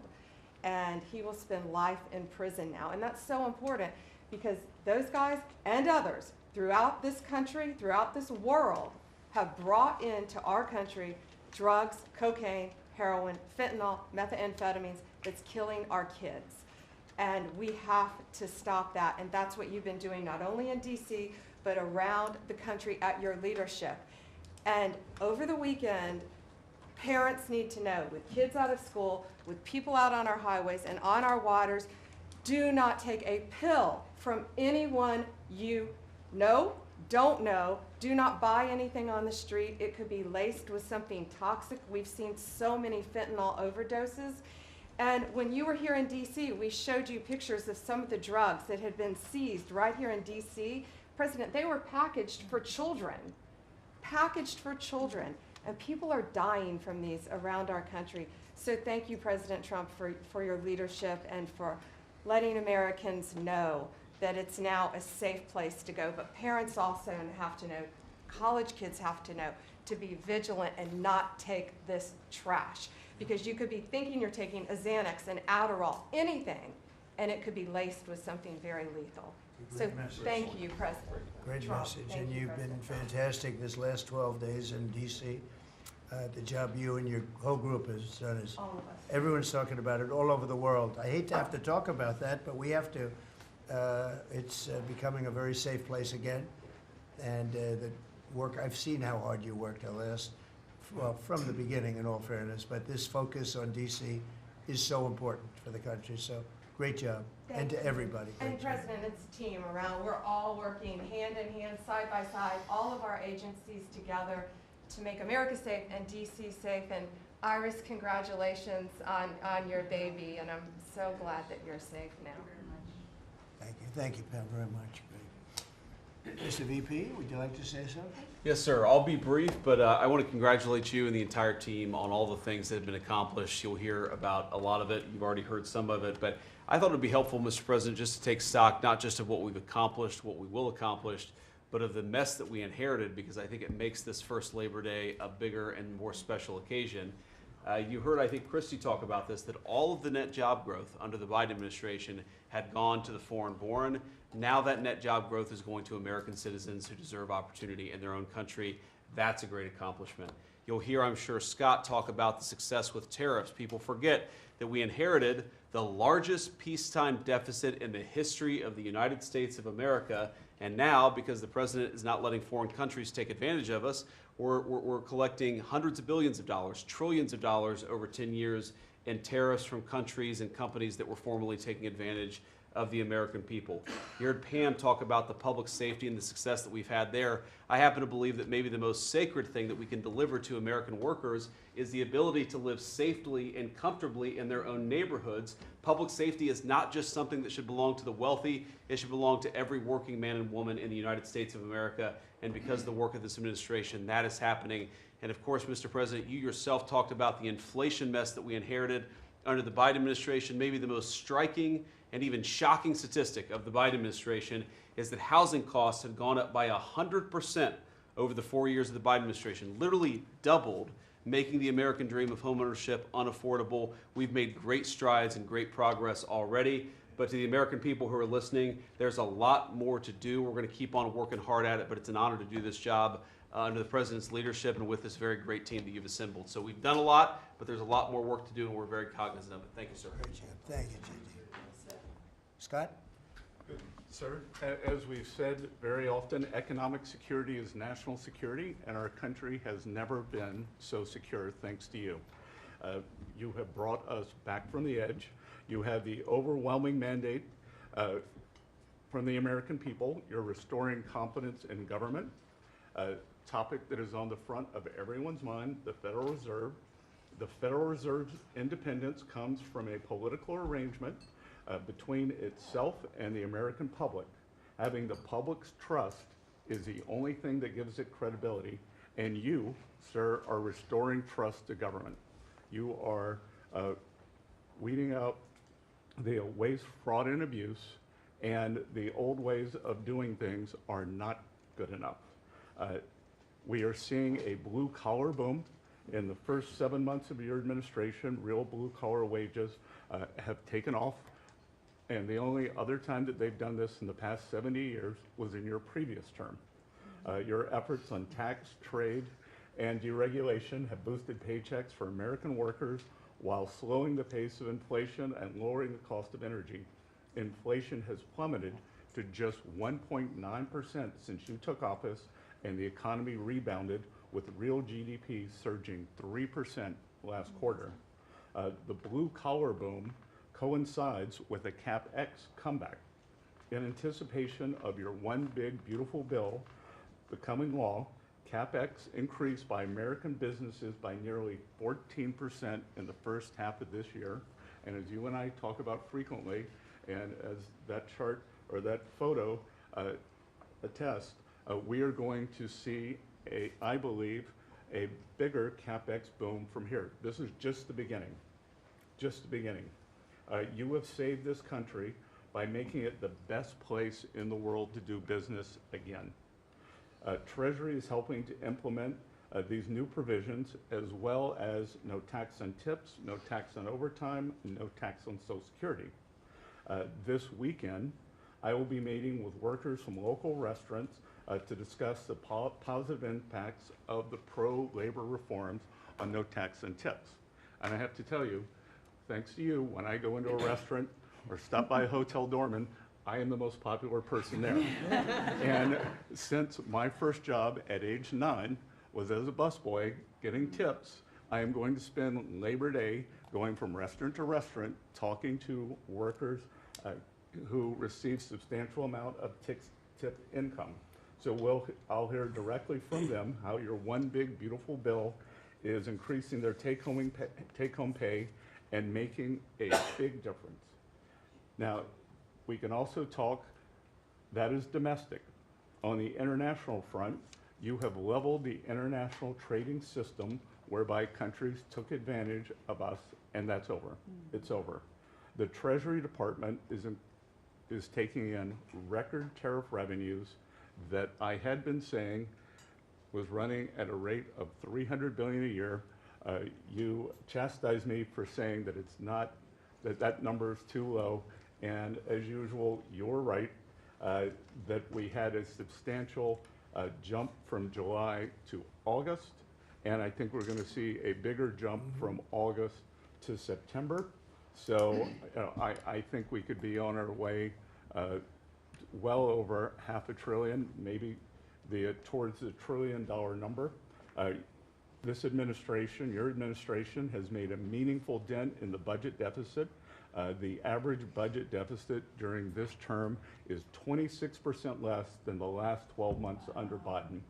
And even the CBO, and we don't agree with CBO on everything, as you said, last Friday, on a summer Friday, had to admit that they believe over the next 10 years, the budget deficit will be $4 trillion lower than they had previously scored. $4 trillion, 3.3 trillion of tariff income, 700 billion of lower interest cost, and I would expect that that number could go up from here. So, Mr. President, your return to the White House marked the return of the American worker. Thank you for reclaiming Labor Day for the American people. You're growing the economy for everyone, especially the middle and lower income households who suffered disproportionately under the last administration, and it's an honor to do this under your leadership. Great job. You're doing great. Thank you very much, Scott. Brooke? Sir, I dropped my second son off at college last week. And I wasn't planning to say this, but just listening to everybody, I wanted to put a little bit of a personal touch on this work. He started his freshman year yesterday at Texas A&M, for all my SEC friends in the room. Thank you for saving college football, by the way. We're all very grateful. The country just feels different. It just feels different. There's such a optimism and a love. There's a faith movement going through, especially with our younger Americans. And for those of us with kids in college, I know we feel it. And I experienced it firsthand last week, moving him and my other older son in as well. As we move toward Labor Day, you have made a lot of dreams come true for a lot of people, but one of my longtime dreams was for the right to recapture Labor Day. And I've been talking about this for almost 20 years and writing about it, that why are we ceding the day that we are celebrating the American worker to the Democrats? Because this is our day. Perhaps of any day of the entire year, this is our day. America was founded and fought for by fishermen and farmers and workmen and et cetera. The Genesis, the first book of the Bible, talks about the righteousness of work and the art of creation. And so to be part of this effort to represent the farmers, the ranchers, the agriculture industry at this moment in time, which I do believe we're in a revolution. 1776 was the first one, 1863 or so with Abraham Lincoln was the second. This is the third with Donald Trump leading the way. And we are saving America. And the idea that we are putting the worker, the very central component of the American dream, at the center of it is the reason that it is so. So at USDA, it continues to be my greatest honor to fight for the original American worker, whom I think the farmer is and what they represent. And as we are building new systems and new structures, as we have this year going to have the best harvest on record for our row croppers and others, what this team has done and is doing to open up those markets to ensure that these farmers can continue to return prosperity to rural America. I'll finish with this. This morning, we had a working group with 6 of our cabinet members. Bobby Kennedy representing healthcare, Linda McMahon education, Lee Zeldin deregulation, Kelly Loeffler small business, Lori Chavez Rimmer labor, and Scotty Turner housing. and how you leading the way and your vision, how that will return the golden age to rural America, to the very fabric of our country. And whether it's better hospitals, better education, more opportunity, less government, better and bigger small businesses, better opportunities for our workers, and better housing, and of course the agriculture piece of that, through the big, beautiful bill, what it did, the greatest investment in rural America in history. And now the opportunity to effectuate that is, again, a game changer, a country saver, and what a joy to be able to do it under your leadership. So thank you so much. Really good, thank you. Beautifully stated, thank you very much. Scott? Yes, sir. Thank you, Mr. President. I'm so grateful to be here to celebrate Labor Day with the greatest team in America. And it is football season, so I'm happy about that. But Mr. President, I want to say thank you for, as Brooke said, reclaiming Labor Day. And you've been a tremendous champion for the American worker. I come from a hard-working family, as many people around this table do. And so thank you for helping us to change the conversation. And I believe we are changing the conversation around the kitchen table. And as everybody knows, you know, my job is to steward HUD. And we have at HUD been very intentional about changing the conversation about the dignity of work and the dignity and the honor of family formation through work. And how the younger generation, when they see their parents work, how they're incentivized to work. And that, you know, America is not a welfare state, but America was built on small business. It was built on entrepreneurship. And so as it pertains to housing, we're being very focused on that, and even some that receive HUD funding to make sure, like our Section 3, when you receive HUD funding, that you are given opportunities for the most vulnerable Americans that you serve to have work, to have opportunities to work, to have work requirements. Work requirements are not a bad word, that's a great word. Time limits is a great word, to incentivize people, able-bodied, able-minded people to work. And I believe that we are, under your leadership, sir, changing that conversation in America to where working is an honorable thing. And Secretary Wright talked about revitalization. Revitalization means to bring new life. And I believe we're bringing new life to America, Mr. President, through work and through all the jobs that people are doing around this table. And with the One Big Beautiful Bill, the most extensive tax break in American history, opportunity zones are now made permanent. And you know how passionate I am, and you are too, sir, about opportunity zones. And so this will allow us to continue to build affordable housing around our country. And Mr. Vice President, I'm coming your way. I'm coming to Columbus later this week and to see how we can continue to build affordable housing in our country with opportunity zones. And you know, 1 million people, Mr. President, were lifted out of poverty because of opportunity zones. $90 billion of private money was invested in opportunity zones, urban, tribal, and rural. And now that they've been made permanent, we're looking for millions more to be lifted out of poverty, $100 billion to be invested, hundreds of thousands of jobs to be created, hundreds of thousands of units of housing to come online. And so, sir, I sit here very excited about the future of this country. I'm very proud to be at this table, humbled to do so. And HUD, we're on a good path.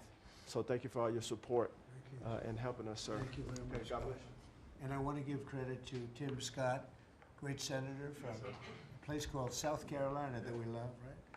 And Tim really came up with opportunity zones, and we did a good job of working with him, and together we created something that nobody speaks of very much, but it's probably the most successful thing that's ever been done of its kind. It's been amazing. So Tim Scott deserves a lot of credit for that. Thank you. Thank you.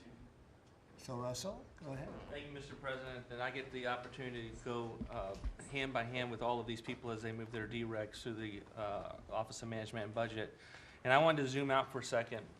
In the first term, you gave us a goal of 2 for 1.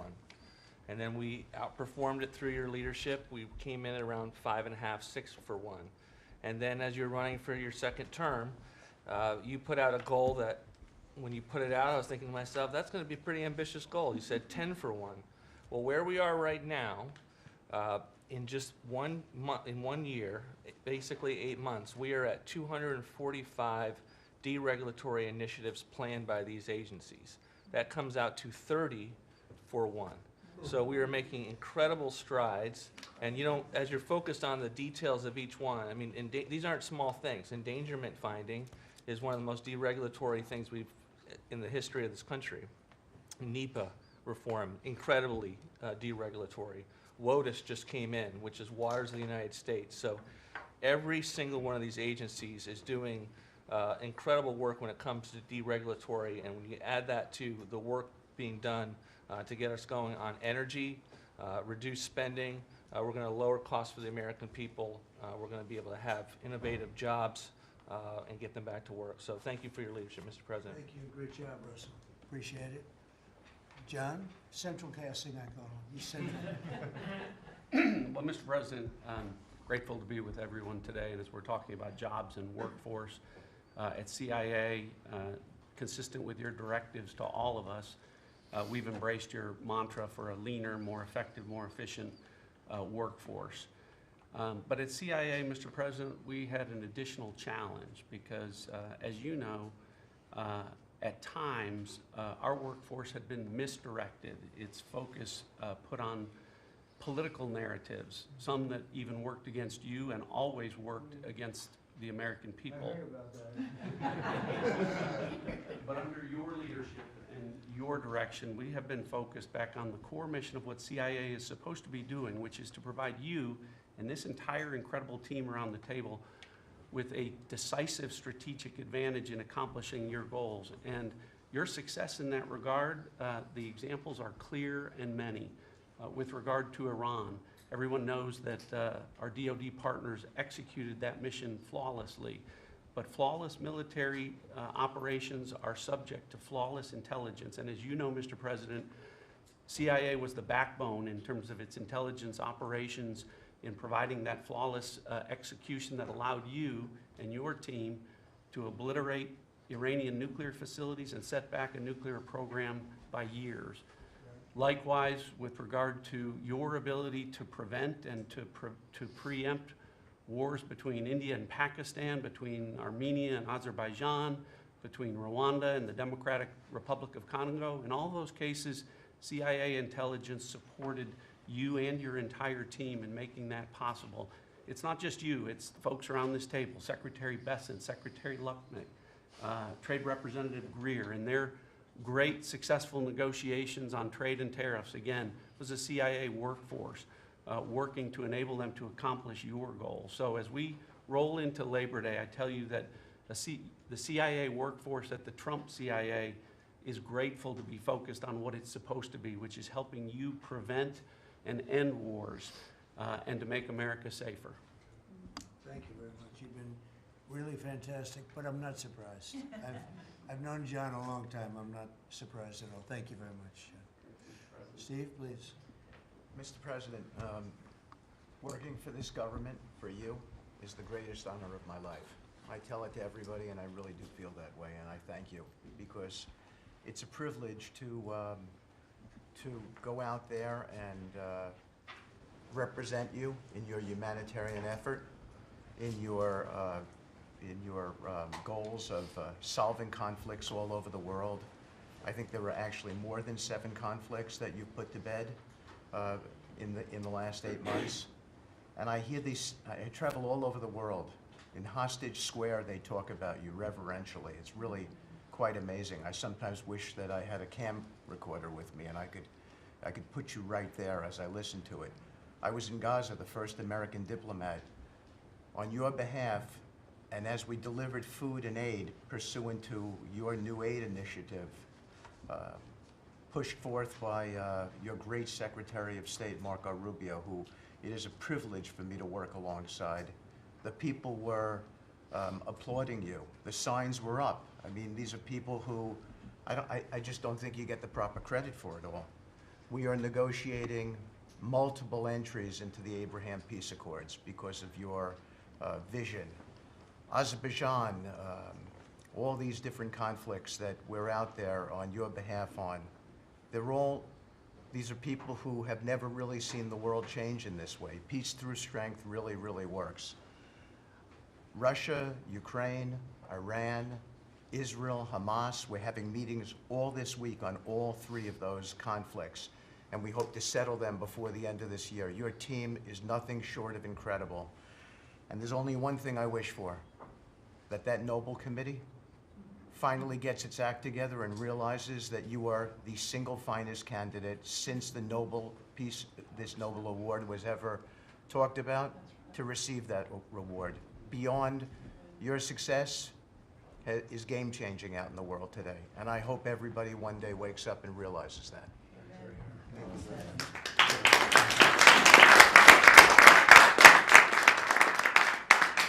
Thank you, Steve. Jameson, please. Mr. President, I like to think of Labor Day as the Trump trade policy day, because everyone around this table and everyone listening knows that one of the major reasons why American workers and organized labor voted for you is because of your trade policy and the policies you've had and advocated for 40 years or more. You have reset global trade policy in the past few months, and it shows that it's been working for American workers. When you look at President Biden, in the last quarter of 2024, median weekly earnings fell 2.1%. In the first quarter of your term, they went up 3.3%. And that's why we're doing the trade policy we're doing. It's to help the workers of the United States of America. And they're the best in the world, but they can't do it without a level playing field. And you have flipped the script. For many years, the other countries had high tariffs and high non-tariff barriers, while we were open to all of their labor and services and goods and capital. You flipped it. Now we have the tariffs, and they have lowered theirs and the non-tariff barriers. And we couldn't have done it without you and the leverage you've created. So between the tariffs and the deals, the hot streak continues for the workers of America. So thank you. Thank you very much. Really good job, by the way. He's a good negotiator. Very good negotiator. Thank you. Please. Yeah. Well, Mr. President, I feel like, as everybody here has talked about how great working with this team is and all, but I do feel a special need that you've given me the privilege of working with the best of America. I get to take care of the veterans. I get to take care of the veterans who Labor Day really finds its roots in, if you think about it. We wouldn't have Labor Day if it wasn't for men and women who would leave their jobs and go fight this nation's battles to keep us free and independent so that they would have jobs to come home to. And over the past few years, they've been coming home to many times a government that was keeping them back, holding them back, taxing them, regulating them. And now we have veterans who represent the bill, the big, beautiful bill, they're the beneficiaries of. And I get to see them all the time because they're receiving the benefit, because they see the jobs, they see the care that they're being given. And these veterans can look at their country with pride, knowing that we're taking care of them, just like you told me to do. When your only statement you said to me, I asked you what to do, you said, go take care of my veterans. Well, that's what we're doing. One of the other things we're doing right now is, for many of you, I love to hear how you're deregulating everything, and I've worked from Congress and worked with many of you before. I get to do the same thing with the largest bureaucratic organization in the government. We're deregulating from the inside. And it's amazing to me because we have such a powerful workforce at the VA who really want to do good, but yet they kept tripping themselves up. They kept making their own, they'd take one step forward and put a regulation in that put them 3 steps back, and it always hurt our veterans at the end. We're taking that away. We're making community care again, Mr. President. We talked about this yesterday. We're making community care a part of our direct care system. So if a veteran wants to get into the community, they have our direct care, and they also have the ability to go into the community. Something that the previous administration decided they wanted to keep everybody inside because they thought it was a fiefdom they were building. I'm telling you, we're not building a fiefdom at the VA. We're trying to take care of a service organization that takes care of veterans. So how do we do that? We made best medical interest, where a doctor can send a veteran to the community a lot quicker without having to worry about miles and time logged and wait times. Just get them the help they need. We've actually expanded out, and it's made a difference in this regulation, and also unleashed a workforce that is now free of the collective bargaining agreements and other things that have kept them from being able to do the job of national security that they've been intended to. I'm actually giving them the benefit of the doubt to actually go be the workers that they're called to be, and that's what Labor Day is about. The VA is going to have the best workers. But just to let you know how that's working out, wait times at our hospital are going down because we're getting them into our hospitals or into community care. And then one for you, Mr. President, you heard about this a lot, and that was backlogs. At the backlog, when I first came in, I've said this before, in February we had over 260,000 backlog. That means over 125 days of not getting an answer. In just a little over 4.5 months, we've dropped that over 100,000 We're under 150 and heading down to historic lows. We'll be within the next month lower than any time under the previous administration at all. That means our veterans are getting the help they need. So when you look at it this way, we've opened new facilities. We've put new facilities in places where workers can get to.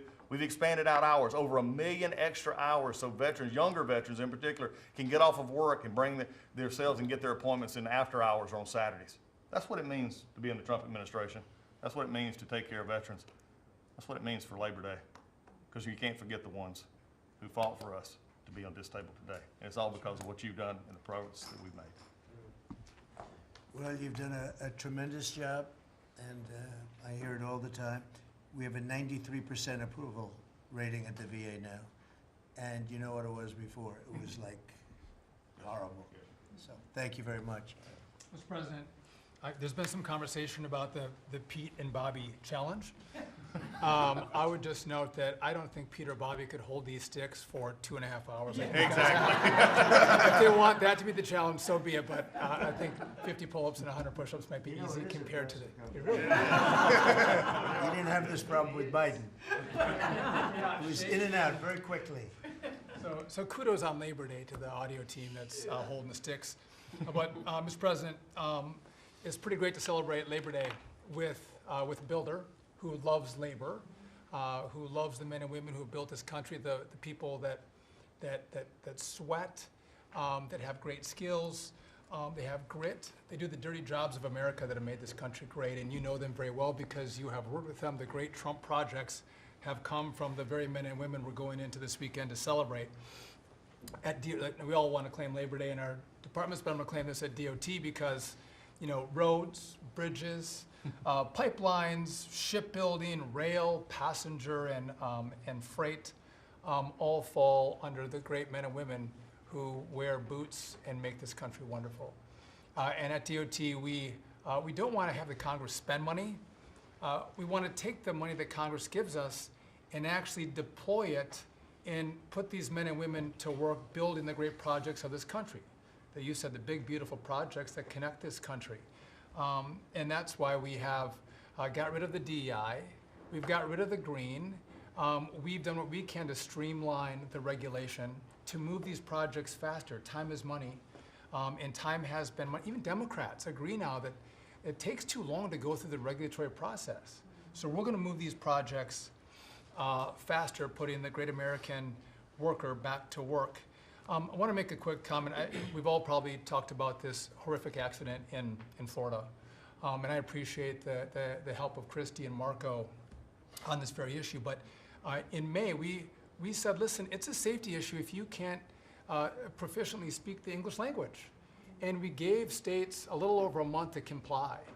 And Washington, California, and New Mexico have refused to comply. And by the way, this individual in Florida received a CDL from Washington, from California, and received a speeding ticket after our rule went into place, and they didn't stop him.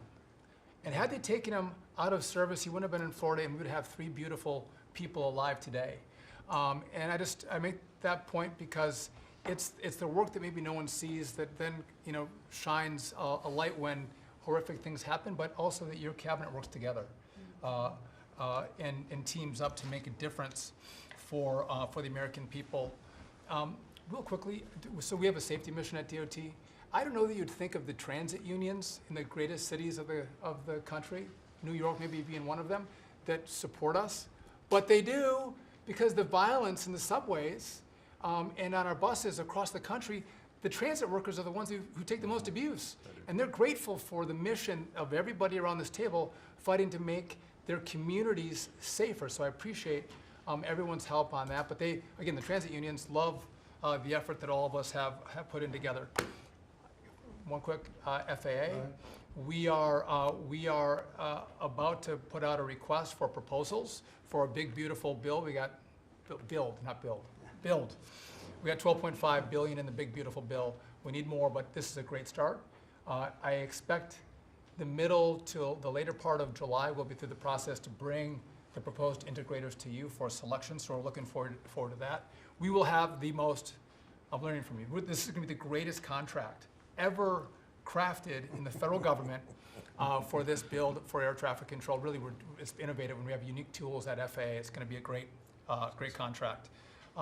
Bobby left me out of the windmill conversation, Bobby, so there was a study done in the last administration that said if you build windmills 1.2 miles, within 1.2 miles from a roadway, it can mess up the automation and technology on a car. Same thing 1.2 miles from rail. The last administration buried that report, Mr. President. And so now what we've said is, what we're going to do is say, listen, I'm sorry, it is a safety risk to build windmills this close to roads. By the way, they want to build them by roads and by rail. We're going to say no more. It is a safety risk, and we have a report to show that. And just real quick. That's a good idea. That's great. Good team effort. I wasn't invited to the party, but I'm still going to throw in for the party. Maybe next time, Bobby. One last thing. We have this Mars to Moon mission at NASA. No, Moon to Mars mission. Sorry about that. But sometimes people think that space doesn't matter to them. But if you look at every rocket that's launched, the machinists, the truck drivers, the electricians, the welders that build these rockets in the industry that has developed over the course of the last 10 years in space, it's truly remarkable. It's not just rich guys sending up rockets in partnership with NASA. There's a whole industry of working men and women who we celebrate this weekend that build, refurbish, design the rockets that are making America the leader in space. So thank you for your leadership, and happy to celebrate this weekend with you, Mr. President. Really great. And he is doing a good job at NASA too, and we are, I think we'll have some pretty exciting announcements. And you enjoy it. And fun. I said, how about temporary? He said, well, can I go a little bit longer? He loves it. He loves it, and he's doing a really good job. Thank you very much. Appreciate it. Howard, please. So, making America great again is one of the key statements, and people don't always understand what you mean. So, we always talk about 1870 to 1913, but in the mid-1980s, America owned more of the rest of the world than they owned of us. We owned $140 billion of the rest of the world net of what they owned of us. And when you came into office this time, the rest of the world owned $24 trillion more of our assets than we owned of theirs. And so when people argue with you about, the trade deficit is nothing, the trade deficit sends 1.2 trillion of our dollars to them. And what do they do with it? They buy the great America. Because when we learned in college, what we learned was that if you keep printing these dollars, they're supposed to devalue. But the problem is we're too smart. We invented the light bulb, the transistor, the GPU, so they keep buying us. And the only president ever to understand that, and you understood it in the 80s and the 90s, and I used to see you on TV and you'd say, God, what are these people doing? And finally we've changed it. So let's go over what we've changed. So Japan and Korea, they're never gonna open their markets to us. So we've negotiated $900 billion that they're giving you to invest in national and economic security in America. The European Union, the second largest economy, $20 trillion. And all the experts said, you'd never get a deal done with them. And watching you in Scotland was my favorite thing, right? 15%, they'll pay us 15%, and we will pay zero. So we can export to their $20 trillion economy, and they can pay to come to the great American consumer, right? So, a couple of other things. 4 days before you took office, the Commerce Department, which had the CHIPS money, they set up this thing called NatCast, which was a make-believe not-for-profit. And they signed contracts to wire them $7.4 billion. This was just nonsense. So we stopped the payment. We've got the money. It's an illegal thing to try to set up a department that's not the Department of Commerce, that kind of acts like the Department of Commerce. And what was it filled with? All these people who worked for the Biden administration. I mean, it's exact corruption that you talk about. $7.4 billion now clawed back.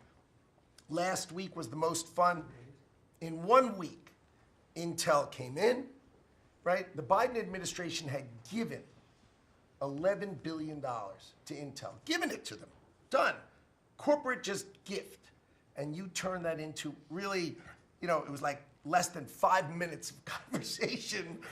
And Intel agreed to give us 10% of their company, which of course was worth $11 billion. So it's not socialism. This is capitalism. If you give someone $11 billion, who's just building in America, they're not doing something special, they're building in America. And their CEO told the president he didn't need the grant. And you said, well, then why don't we get something for it? So it's amazing. You're going to watch semiconductors come home, right? We don't produce semiconductors. We've got $165 billion for TSMC, but you're going to watch the whole ecosystem come home because Donald Trump is the only president who understands the magnet to make them come home is one word, which used to be your favorite word. Now it's dropped to number 4, which is tariffs. Right? Tariffs are going to bring semiconductors home. They are going to empower Bobby to execute MFN. Tariffs are going to be one of those tools that he's going to use to do that. We're going to do it for furniture. We're getting autos. We got steel, aluminum. I mean, it has been a blast, a blast. So 2 more things. The Department of Commerce is going to start issuing its statistics on the blockchain because you are the crypto president. And we are going to put out GDP on the blockchain so people can use the blockchain for data distribution. And then we're going to make that available to the entire government so all of you can do it. We're just ironing out all the details so we can do it. Patents. We have given tens, if not hundreds of billions of dollars to universities for them to do research. And they invent things. And you know who owns those patents? The university. So we are going to make a deal with them all, which is if we give them the money, don't you think it's fair that the United States of America and the taxpayers who funded it get a piece of that, right? So we wrote a letter to Harvard, so Linda and I working together. I mean, it's so much fun to work with everybody here. I mean, we just have a blast, because Linda's hitting Harvard and she says, what can we do?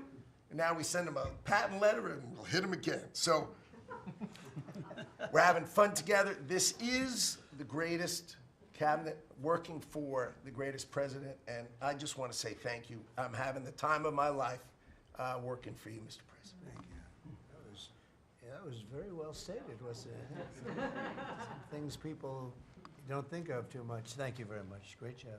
Pete? Sir, well, amen to what Howard said. And I would just say, heading into Labor Day from the American military, sir, we happen to be the largest employer in America. We like to think we have a different form of employees who need to be the toughest and the strongest and the most well-trained and the most lethal. And under the previous administration, and for decades, frankly, it was social justice, it was political correctness, it was divisive ideologies seeping into the ranks and changing how well we do our job. No more. Now it is only merit-based, gender-neutral, colorblind, the best of the best from the top to the bottom. That's our expectation. And sir, you've enabled that. So from the troops directly, which they ask me to say all the time, thank you for your leadership, for your boldness, for your clarity, for common sense, for providing a shield for the rest of us to put America first and to apply peace through strength. We're in the strength business. That's our job, is to stand behind everybody here and alongside John in everything they do to keep the country safe. And the world is noticing. And I wish everybody could, there were 2 meetings yesterday that I think tell the story. One was, because today happens to be the 4-year anniversary of what happened at Abbey Gate in Afghanistan. Mr. President, you had the families in, who you've met with multiple times, who when the cameras were on and not on acknowledged, sir, you were the only one that gave them a proper greeting, that recognized what they gave their sons and daughters in the debacle that was the withdrawal in Afghanistan, that we will bring accountability for at the Defense Department through our investigation. That's good. But at the same time, the world sadly took notice, whether it was Israel, whether it was Ukraine. Those wars never would have started if you were president. Instead, they looked at the foolishness of Joe Biden. Under your military, your Pentagon, we are restoring deterrence, whether it's Midnight Hammer and those beautiful B-2s, 37 hours straight, whether it's counter-drug operations in our own hemisphere, whether it's the border, working with Christie and the national security team, whether it's LA, whether it's Washington, D.C., you name it, whether it's Europe. Our allies paying 5%, now our allies in the Indo-Pacific stepping up to do the same. That's a recognition that American leadership is here. And then in the second meeting, we were talking about what we're doing in D.C. and Pam's taking the lead. I have to say, just pause for a second. When I look around this table, yes, there's a national security team of Steve Witkoff and John and Scott and Howard and the vice president and Susie and Christy and Tulsi, but to every person here, we work together on a daily basis. And if you call me and I call you, the answer is yes, how do we do it together? I think that's exceptional. It's what the American people deserve, and you've demanded that, sir. So I very much appreciate it. In that meeting on DC, I started my sentence by saying, the Department of Defense, to which you said that just doesn't sound right. So maybe next time we're here, my card will read Department of War. We'll see. But it's not, here's the thing, here's what people miss. It's not just about words. It's about the warrior ethos. It's about what the department is supposed to do. George Washington started the Department of War because he wanted us to win our wars. Our founders didn't want endless foreign entanglements. They didn't want endless contingencies and deployments. They wanted an empowered military that the handcuffs were taken off to fight to win, and then bring those troops home. So my platoon in Guantanamo Bay, our motto was, those who long for peace must declare for war. We must prepare for war. We don't want war, we don't seek it. You are the peace president, sir. Because we are strong, our enemies know what we will do. And so whether it's Secretary of War or Secretary of Defense, that warrior ethos is changing. We're going back to basics. Our drill instructors can be drill instructors again, sir. So from the minute of the tactical of standards to the strategic of B-2 bombers, we're focused on what matters. Had a meeting yesterday on Golden Dome for America, which is on track to deliver strategically for the American people. Munitions and the Deputy Secretary making sure our stockpiles are overflowing. That's our job. I'm an honor to be a part of it, sir. Thank you for your leadership. That's great. I think I like Department of War better, but we'll make that decision, right? But you've been great. Thank you very much, sir. So Marco, go ahead. Well, Mr. President, first of all, everyone's made this comment already and needs to be echoed again. You were elected as the President of Working Americans, and that's why this Labor Day is so meaningful. For me personally, this is the most meaningful Labor Day of my life as someone with 4 jobs. And so,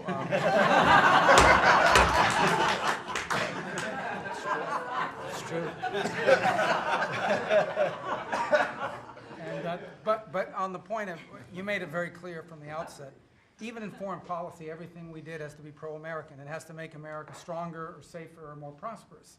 And there's just a few things I want to touch to because it involves your team under your leadership making it happen. The first is, for the first time in the modern era, we are truly on offense against organized cartels that are pumping poison, killer poison, into our cities. And that's a team effort. It's Christie's team, it's Pete's team, it's Pam's team, and obviously it's under your leadership. And by the way, we're getting incredible economic, international cooperation. Countries just in the last week, Ecuador, Paraguay, Guyana, Trinidad, today Argentina, all joining us or trying to be helpful in advancing this. And this just, one thing is we're going to stop drugs from coming in and we're having record seizures. But another thing is to build an international coalition against the scourge on the international stage. The second is mass migration, illegal mass migration, which is dangerous for the country but harmful for American workers.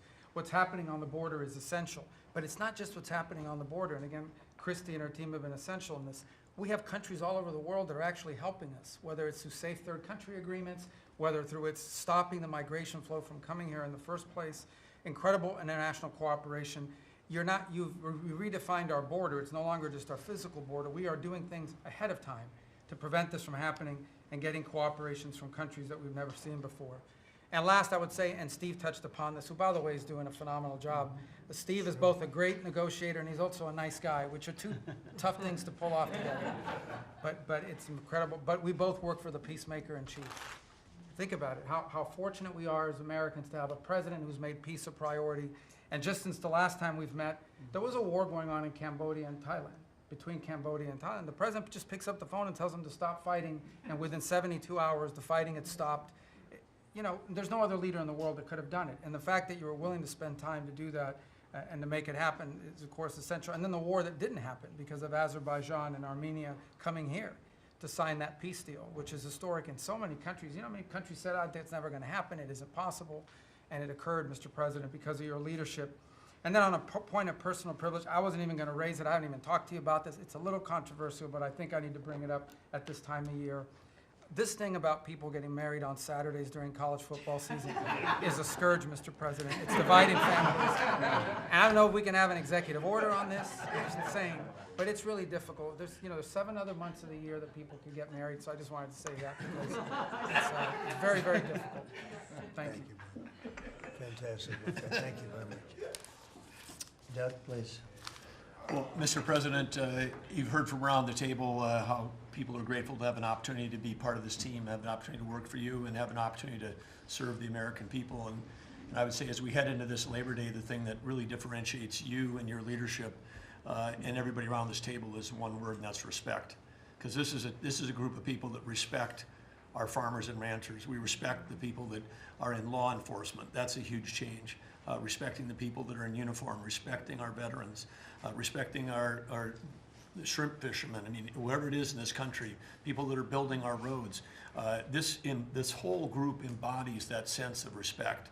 And when we start with that, then who benefits? We come up with policies that help those people. And what have you done? You've led an opportunity for us to have the lower taxes, way lower deregulation, record amounts of investment that's coming into this country. We're going to be seeing lower interest rates. All of those things coming together is a gift to the working people. The policies are lifting everybody up. There's 140 million Americans that get up and go every day and drive to work. They commute. And one of the most obscene things of the prior administration was their energy policies was creating a hidden tax on those people. The poorer you were, usually the further you had to drive because you couldn't afford the housing if you were working at a hotel, if you were working in a service industry. We were taxing them. A hidden tax on them was the high cost of energy. You're perhaps one of the only leaders in the world that understood the connection between peace abroad and prosperity at home was directly connected to energy policy. You came in and said, we're going to sell energy to our friends and allies. We're going to bring prosperity at home through policies here by having lower energy prices. And we're going to stop funding wars abroad with energy policies that help their adversaries and hurt us. You said we're going to sell energy to our friends and allies. And with the work that Jameson and Howard and Scott and everyone has done on these trade deals, we're going to have an opportunity to have a renaissance in American energy, selling energy to the world, which is going to help bring peace abroad. But the real key thing, in closing, I want to say is 2 things. One has to do with the U.S. Park Police. That's the group here in Washington, D.C. They're the oldest uniform law enforcement group in the nation. You coming out and visiting with them in person before they went out on the surge. Not only are carjackings down, muggings down, homicides down, everything down, morale is through the roof. Just like Pete saw, we've got record people signing up to want to be part of our military. You have breathed life back into the profession of law enforcement. Your respect for law enforcement is so incredible. It's making a difference. And then us giving them the tools. On a lighter note for everybody here, one of the rules that under President Trump we were able to change for the U.S. Park Police was they could do a pursuit. I was shocked to find out when we were talking to them, like, oh, you pull somebody over and they just drive away and you can't pursue them? I mean, and they said, no, we can't. They said, all rules. We got that rule changed in 24 hours because of President Trump's leadership. The next night, they had so much fun. They pulled people over. They started to take off. They chased them. They stopped them. And then the bad guys, some of these were in cars that had stolen plates. So they take the plate off. They steal them off somebody else's car. They know it. The plate doesn't match. They know they're doing this thing. The bad guys in the car said, you're not supposed to chase us. Like, you're breaking the rules. The bad guys are telling us to bring them. No, we're back in action. So it's like, and so the morale is high. They all wanted to say thank you to you. Yesterday, you announced increasing the number of U.S. Park Police that we're going to hire. This is the group that protects not only our sacred monuments of democracy here, but also the Statue of Liberty and the Golden Gate. This is a great group. But on behalf of all law enforcement, we say thank you. And as Chris Wright was talking about electricity, I want to close with that. We've solved amazing things in 7 months, but the big challenge we have against the remaining is, solving Iran's nuclear thing, that was an existential threat. China beating us in the AI arms race, that's an existential threat. We finally have a president who talks about it. You talked about it in your opening remarks. You've signed executive orders. You understand that essentially we used to say hundreds of years ago, people started saying that knowledge is power. But now, for the first time in history, we can take electricity and we can convert it into intelligence. So it's flipped. It's no longer knowledge is power. Power is also knowledge.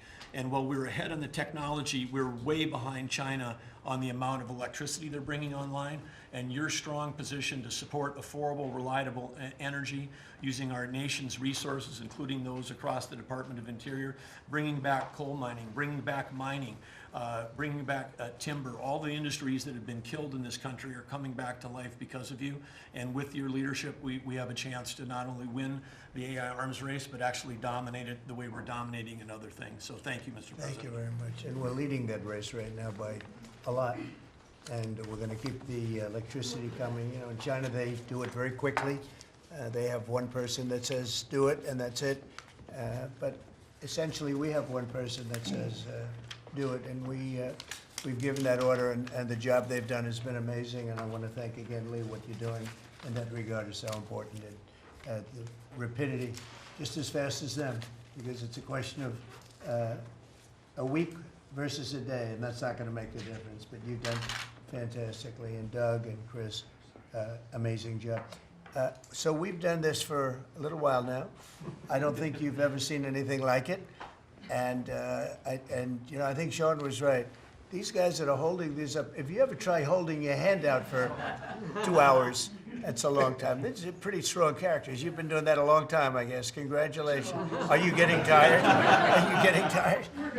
I'm looking at these guys. They look like they have no problem. It's amazing, actually. It's I think they would have beaten you guys in the test.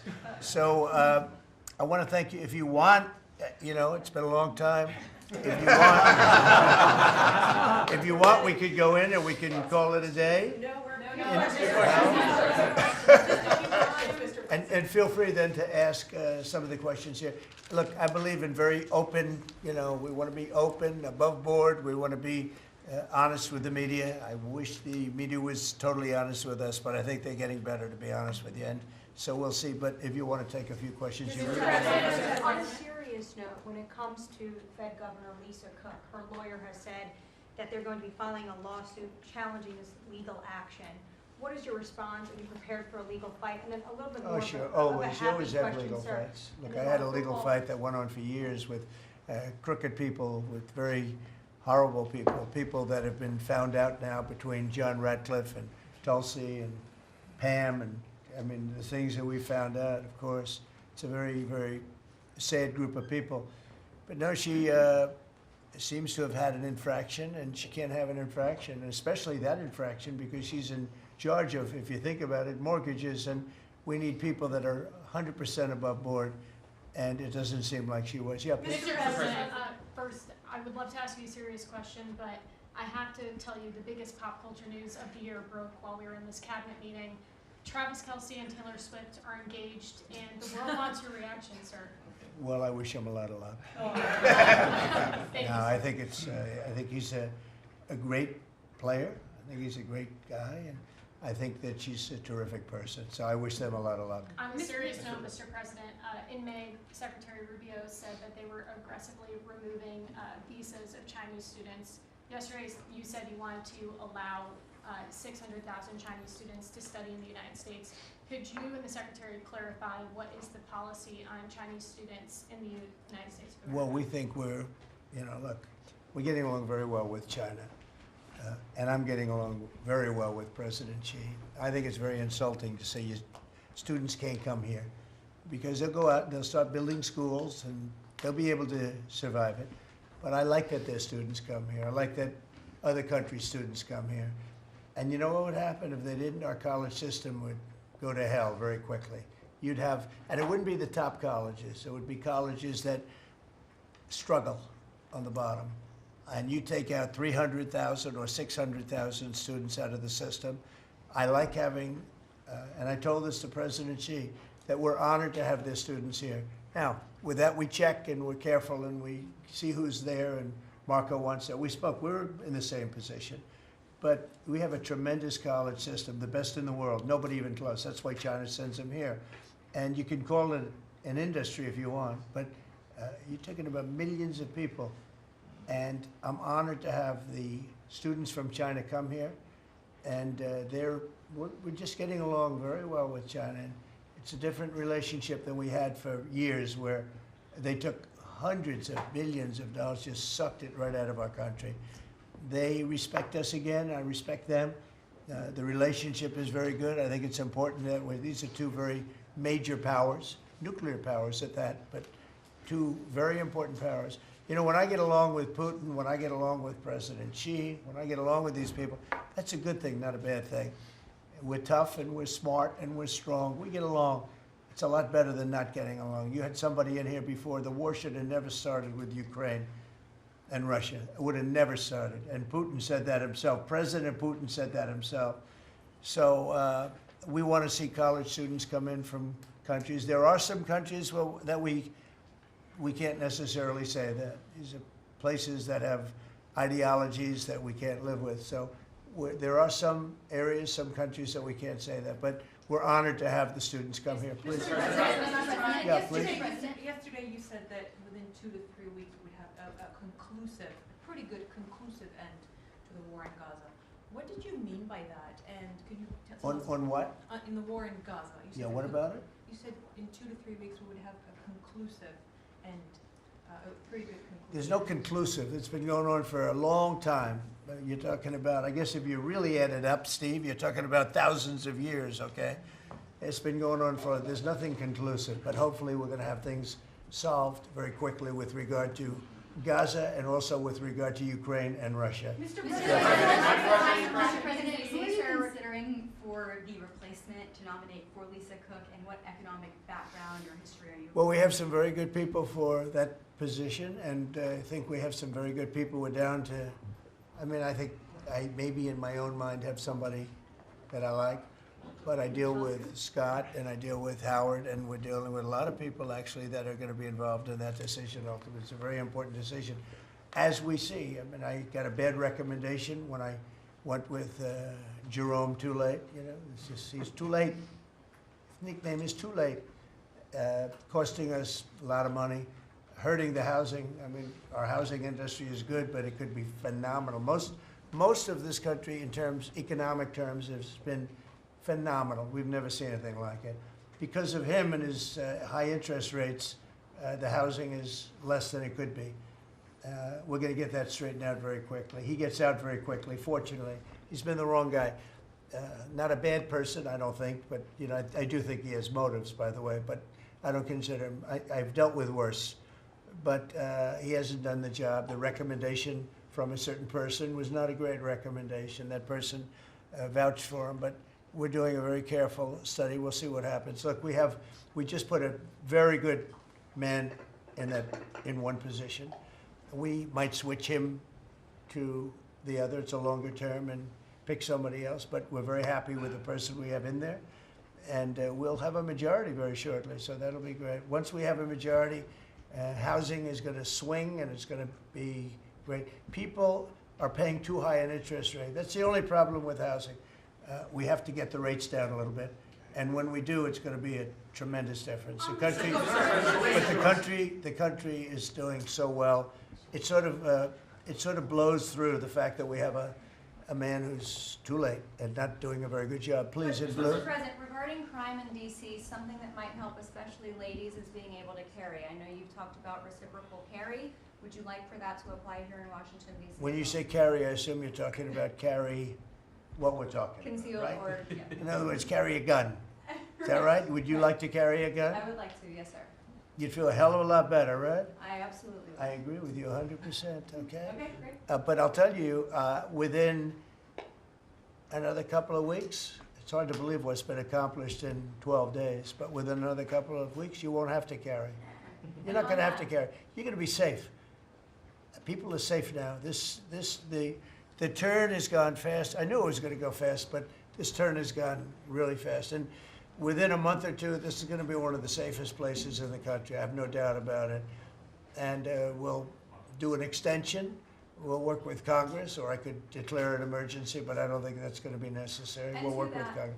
We're going to be working with Congress. I spoke with our great speaker, and I will be speaking to John Thune, and we're getting tremendous support from Congress, especially maybe here Everybody wants to see our capital be great. You could say be great again. You know, it's such a beautiful place, but if you have crime, nothing looks beautiful.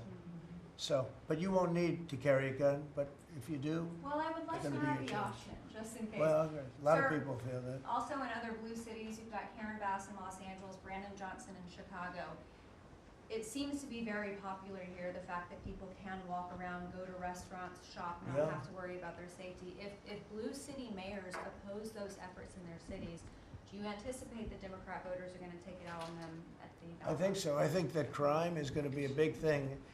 And we are the party, the Republicans are the party that wants to stop crime. We're against crime. The Democrats like crime. I don't know why. I mean, we talk about common sense. I think I got elected on talking about common sense. The border, we have to have a wall. We don't want transgender for everybody. We don't, as I said before, we don't want to have men playing in women's sports. I mean, you see the difference, weightlifting. Take a look at weightlifting. Take a look at long distance running where a runner came in 5 hours and 14 minutes ahead of another runner, both champions. One male, one female. It's not fair. It's demeaning to women. It's so bad. But they have another one, and I think this is the beauty of them all, crime. They're against crime prevention. You can't do that. You can't do that. And I think to myself, I say, is there some game? You know, they're smart people. Is there anybody that could cheat like that in elections is smart, okay? And there's never been in history anybody that could cheat like that. They're smart. They're brilliant in many ways. I say, is there some trick to this? When they say, Trump is in Washington, D.C., stopping crime. He's a dictator. And people are being mugged like your brilliant associate here. I don't know how you're alive. I mean, based on that story, you got very lucky. He didn't just go, all he had to do is this, right? And, you know, it's pretty amazing. Was it an So intentional trap? we have something. I think we have two things. I think what Bobby was talking about with respect to drug prices is unbeatable. Nobody else could have done it but us. And I think that crime. I think crime will be the big subject of the midterms and will be the big subject of the next election. Think of it. They are, instead of saying, Trump's right about crime, it's really bad in Chicago. You have a guy in Illinois, the governor of Illinois, saying that crime has been much better in Chicago recently, and Trump is a dictator. And most people say, if you call him a dictator, if he stops crime, he can be whatever he wants. I'm not a dictator, by the way, but he can be whatever he wants. I think it's going to be a big subject for the midterms, and I think the Republicans are going to do really well. They called it a trap. This Democrat consultant, they said, he's put him in a trap again, because these are all traps. You know, 80-20, but they're not 80-20. They're almost 100-0, all these issues. But I would say that crime is stronger than men playing in women's sports.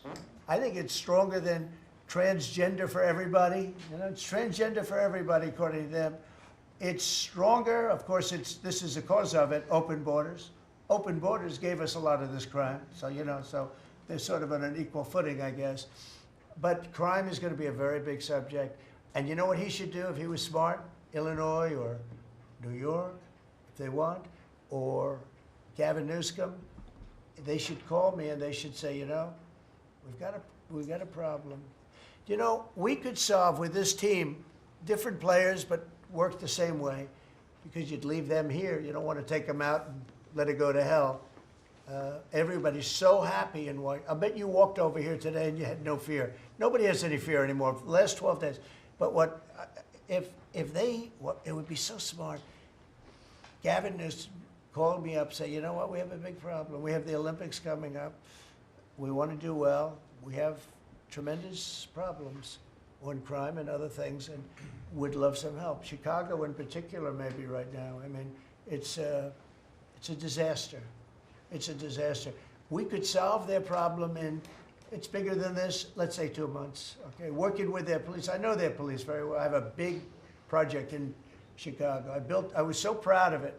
It's the best site in Chicago. I got it. Nobody else got it. I was happy as hell. That was when I was a real estate guy.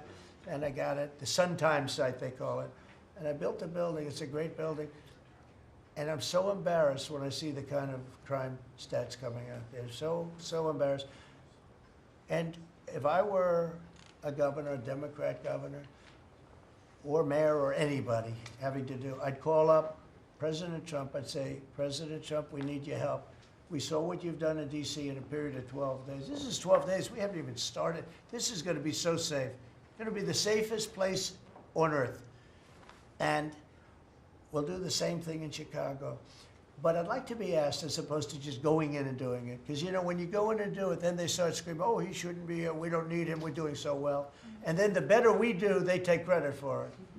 So it's really pretty unfair. Mr. President, Yes, on go ahead. crime, for a lot of victims like myself, a big concern is long-term sustainability. Can you share with the American public about your plan in ensuring that DC is safe in the long term? Longer term, yeah. Years Well, it's a great question. Number one, we want to stay there for longer than 30 days, as you know. We have an absolute mandate, and I can extend it, but I'd rather not have to declare a national emergency because by that time, I mean, right now there's not an emergency. We've done, as you sort of said yourself, it feels like a different world.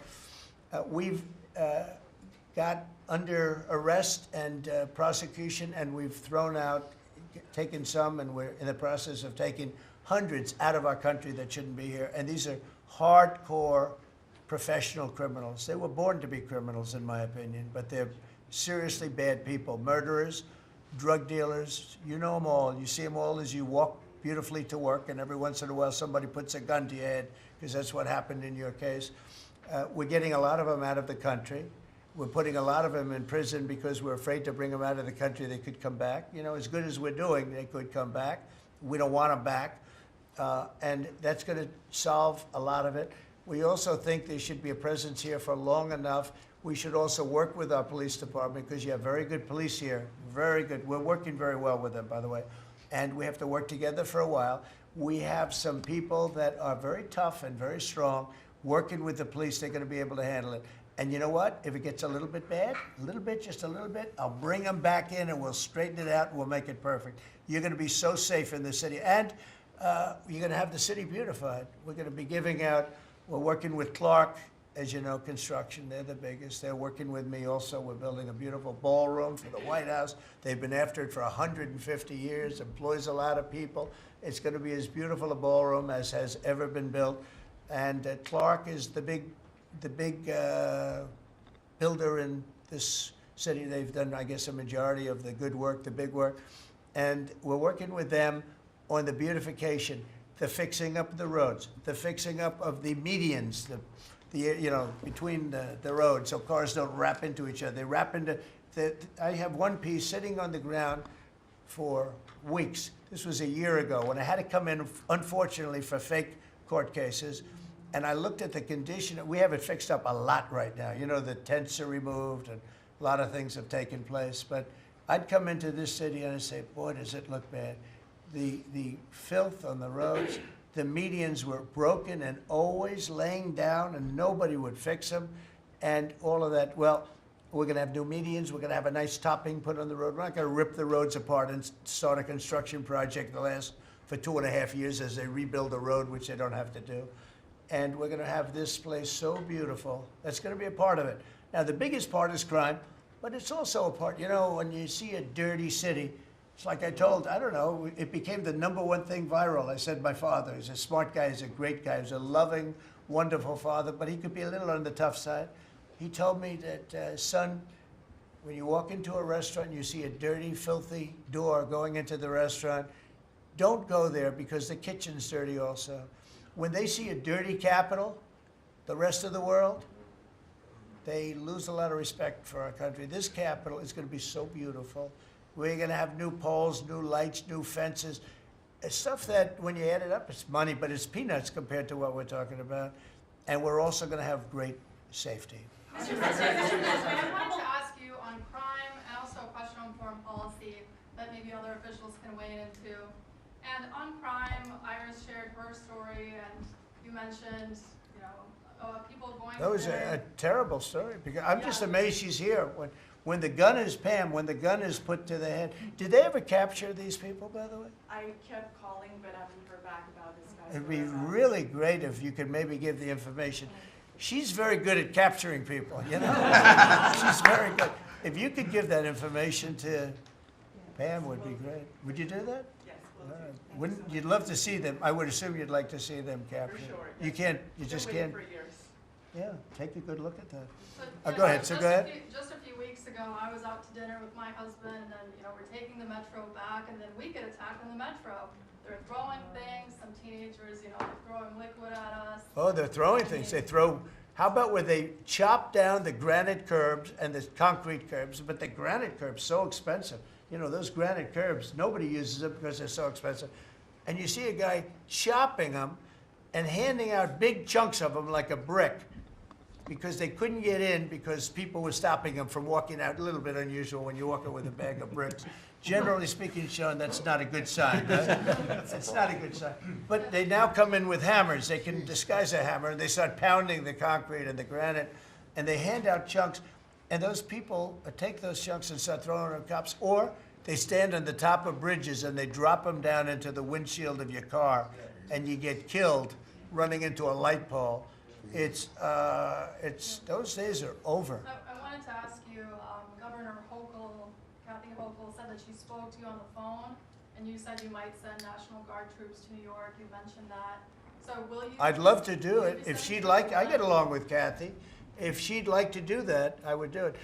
See, look, New York has difficulty like other, and I don't want to make this I want to make this like friendly, but the places we're talking about happen to be virtually all Democrat run. Now, take a look at your 25 places that are most troubled. Everyone, except maybe one, and it's way back in number 24 or 25, but essentially 25 out of 25 are run by Democrats, and cashless bail was a disaster. When they did that, and I believe it was instituted first in New York, but when they did cashless bail, that was a tragedy for this, because that's when it really started getting bad. When somebody kills somebody, you don't say you can come out, you don't have to put up anything. You put that person in jail, and you find out whether or not it's true, but you don't give cashless bail with a promise to come back in a couple of months. We'll start talking to you. Because they go out and they kill other people, and you can't do that. The cashless bail has been, it's just a woke thing. It's got to stop. You see that, Christy, better than anybody. It's got to stop. It causes unbelievable, and we're doing that. We're stopping it in D.C. I would love to have the governor of Illinois call me and say, look, we have a problem in Chicago. We will stop that problem in Chicago in 2 months, maybe less, 2 months. We'll stop it. These are tough cookies we have working for us. These are tough cookies. These are not politically correct soldiers. That I won't go into definitions of what that means. But these are not politically correct soldiers. These are rough guys. I watched it last night. I see it. I saw them the other day when we went down and we spent some time together with them. These are tough cookies. These are not people that you're going to laugh at and spit in their face and they're not going to do anything about it. And these people, they're afraid. These gang members who are bad people too. These are bad. These are just bad people. Ours are bad, but they're bad in a good sense, right? You don't understand that, Scott? And we can solve Chicago in 2 months. Now, then, as per your statement before, we have to keep it going, and we'll be able to keep it going. The first thing you have to do is get it down. We are very close to being at that position in D.C., and within a month, we will be, within a month from when we started, which is quicker than I thought, you're going to feel very, very safe. I think you feel very safe right now. But I would love it to have these governors, mayors call me and say, we'd like to invite you into our community because we have a problem and you can handle the problem and we can't. One other thing, sanctuary cities, they should be terminated. They're sanctuary for criminals. They're safety and security for criminals. They are very, very bad. And all of these places have big sanctuary cities, and all they're doing is protecting criminals. Okay. About Lisa. You have spoken out very strongly for a long time about what you see as the weaponization of government. Yeah. Is your administration weaponizing No. government by digging into the mortgage records of officials you don't like? No, they're public. I mean, you can find out those records. You can go check out the records yourself. And you should be doing that job, actually. You wouldn't do that because that's not the kind of reporter you are. But you should be doing that job. I shouldn't have to be doing it. If you did your job properly, we wouldn't have problems like Lisa Cook. But Go would ahead. you You were be- going to say so would you something? be- So would you be Go. trying to fire Blue? Lisa Cook if she had voted to lower interest rates? On national Please. security. I think we a have to have follow- lower interest rates, yes. A follow-up question for you and Madam Attorney General on national security. We've heard from Stephen Miller yesterday in the Oval Office that there are street criminals here in D.C. who are actually found to be doing business with transnational criminal cartels That's right. overseas. And we know who they are, and we know who they're doing business with. And we're arresting the people, very strongly arresting, and we're keeping them there because, you know, your laws here make it very difficult. And one of the other laws we're trying to get done, because you have 14-year-old kids that are just as tough as a 25-year-old kid, just as dangerous, and they carry the same gun. And we have to make a provision where they're treated like older people, because these are seriously tough, bad. They're children, but they're criminals, and they're really bad criminals. And they're used by older people because they never get charged because you can't do anything to them. But we are getting that change, Pam, I hope, because you have 14-year-old kids that are evil, they're sick, and they have to be put away. Something has to be done because you can't have a society where they're allowed to walk the street. You know that better than anybody. On your way to Alaska. I can't believe it. You're not tired holding that? I have Look a at few this. more questions. How strong are you? How strong are you? Look at him. He's been holding that thing for 3 hours. You're a good fisherman. Well, I should give that a shot. Go ahead. On the way to Alaska, you had mentioned that there would be severe consequences if Vladimir Putin did not agree to a ceasefire. Yeah. After that summit that was rolled back, given the negotiations, is he back on the clock now? I want to see that deal end. It's very, very serious what I have in mind if I have to do it, but I want to see it end. I think that in many ways he's there. Sometimes he'll be there and Zelensky won't be there. You know, it's like, who do we have today? I got to get them both at the same time. But I want to have it end. We have economic sanctions. I'm talking about economic, because we're not going to get into a world war. I'll tell you what, in my opinion, if I didn't win this race, Ukraine could have ended up in a world war. We're not going to end up in a world war anymore, but it would have ended up possibly in a world war. That would have been they were ready to trot. But just like India and Pakistan, we're going to end up in a nuclear war if I didn't stop them. You know, it's sort of strange. I saw they were fighting. Then I saw 7 jets were shot down. I said, that's not good. That's a lot of jets, you know. $150 million planes were shot down. A lot of them, 7, maybe more than that. They didn't even report the real number. I'm talking to a very terrific man, Modi of India. And I say, what's going on with you in Pakistan? Then I'm talking to Pakistan on trade. I said, what's going on with you in India? And the hatred was tremendous. Now, this has been going on for a hell of a long time, like sometimes with different names for hundreds of years. But I said, what's going on? I said, I don't want to make a trade deal. No, we want to make a trade deal. I said, no, I don't want to make a trade deal with you. You're going to have a nuclear war. You guys are going to end up in a nuclear war.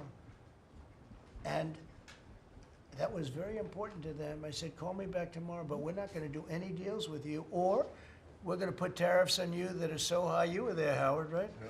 You're going to put tariffs on you that was so high, I don't give a damn. Your head's going to spin. You're not going to end up in a war. Within about 5 hours, it was done. It was done. Now, maybe it starts again. I don't know. I don't think so, but I'll stop it if it does. We can't let these things happen. The Russia-Ukraine situation, last week, 7,012 soldiers, 7,012 soldiers died. They were Russian, they were Ukrainian, they weren't American, so a lot of people would say, what do you care? They're not American. I care. They're 12,000, over the last couple of weeks, over 12,000 people died in like in 2 weeks. You know, we're talking about crime where somebody's killed here or somebody. Think of it, you have your son leaving Russia, leaving Ukraine, their little house, wherever they live with their parents, they're waving goodbye, just like our parents would wave goodbye. And they're waving goodbye, son. And then a week later, his head's blown off in a stupid war by a drone, a whole new form of military problem. So, no, I'd like it to stop. I want to get it to stop. And it will not be a world war, but it will be an economic war. And an economic war is going to be bad. And it's going to be bad for Russia, and I don't want that. Now, I have to also see, because not everybody, you know, Zelensky's not exactly innocent either, okay? You know, it takes two people to tango. And I say it all the time. You got to get them together. I get along with Zelensky now, but we have a much different relationship because now we're not paying any money to Ukraine. You know, stop that. We're paying money to ourselves. What's happening is NATO is buying all of the equipment and paying in full. But even with that, forget about that. I want to get it stopped because it's a lot of lives that are being lost. Every week it's 7,000, 5,000, 6,000. I get the reports and I see battlefields. I'd rather not see them. And you know, you read about Gettysburg. You read about Gettysburg and you see, you know, those 600,000 people, but in that war in particular was really bad, like 150,000 or something, just dead body. I'm seeing the same. I see pictures.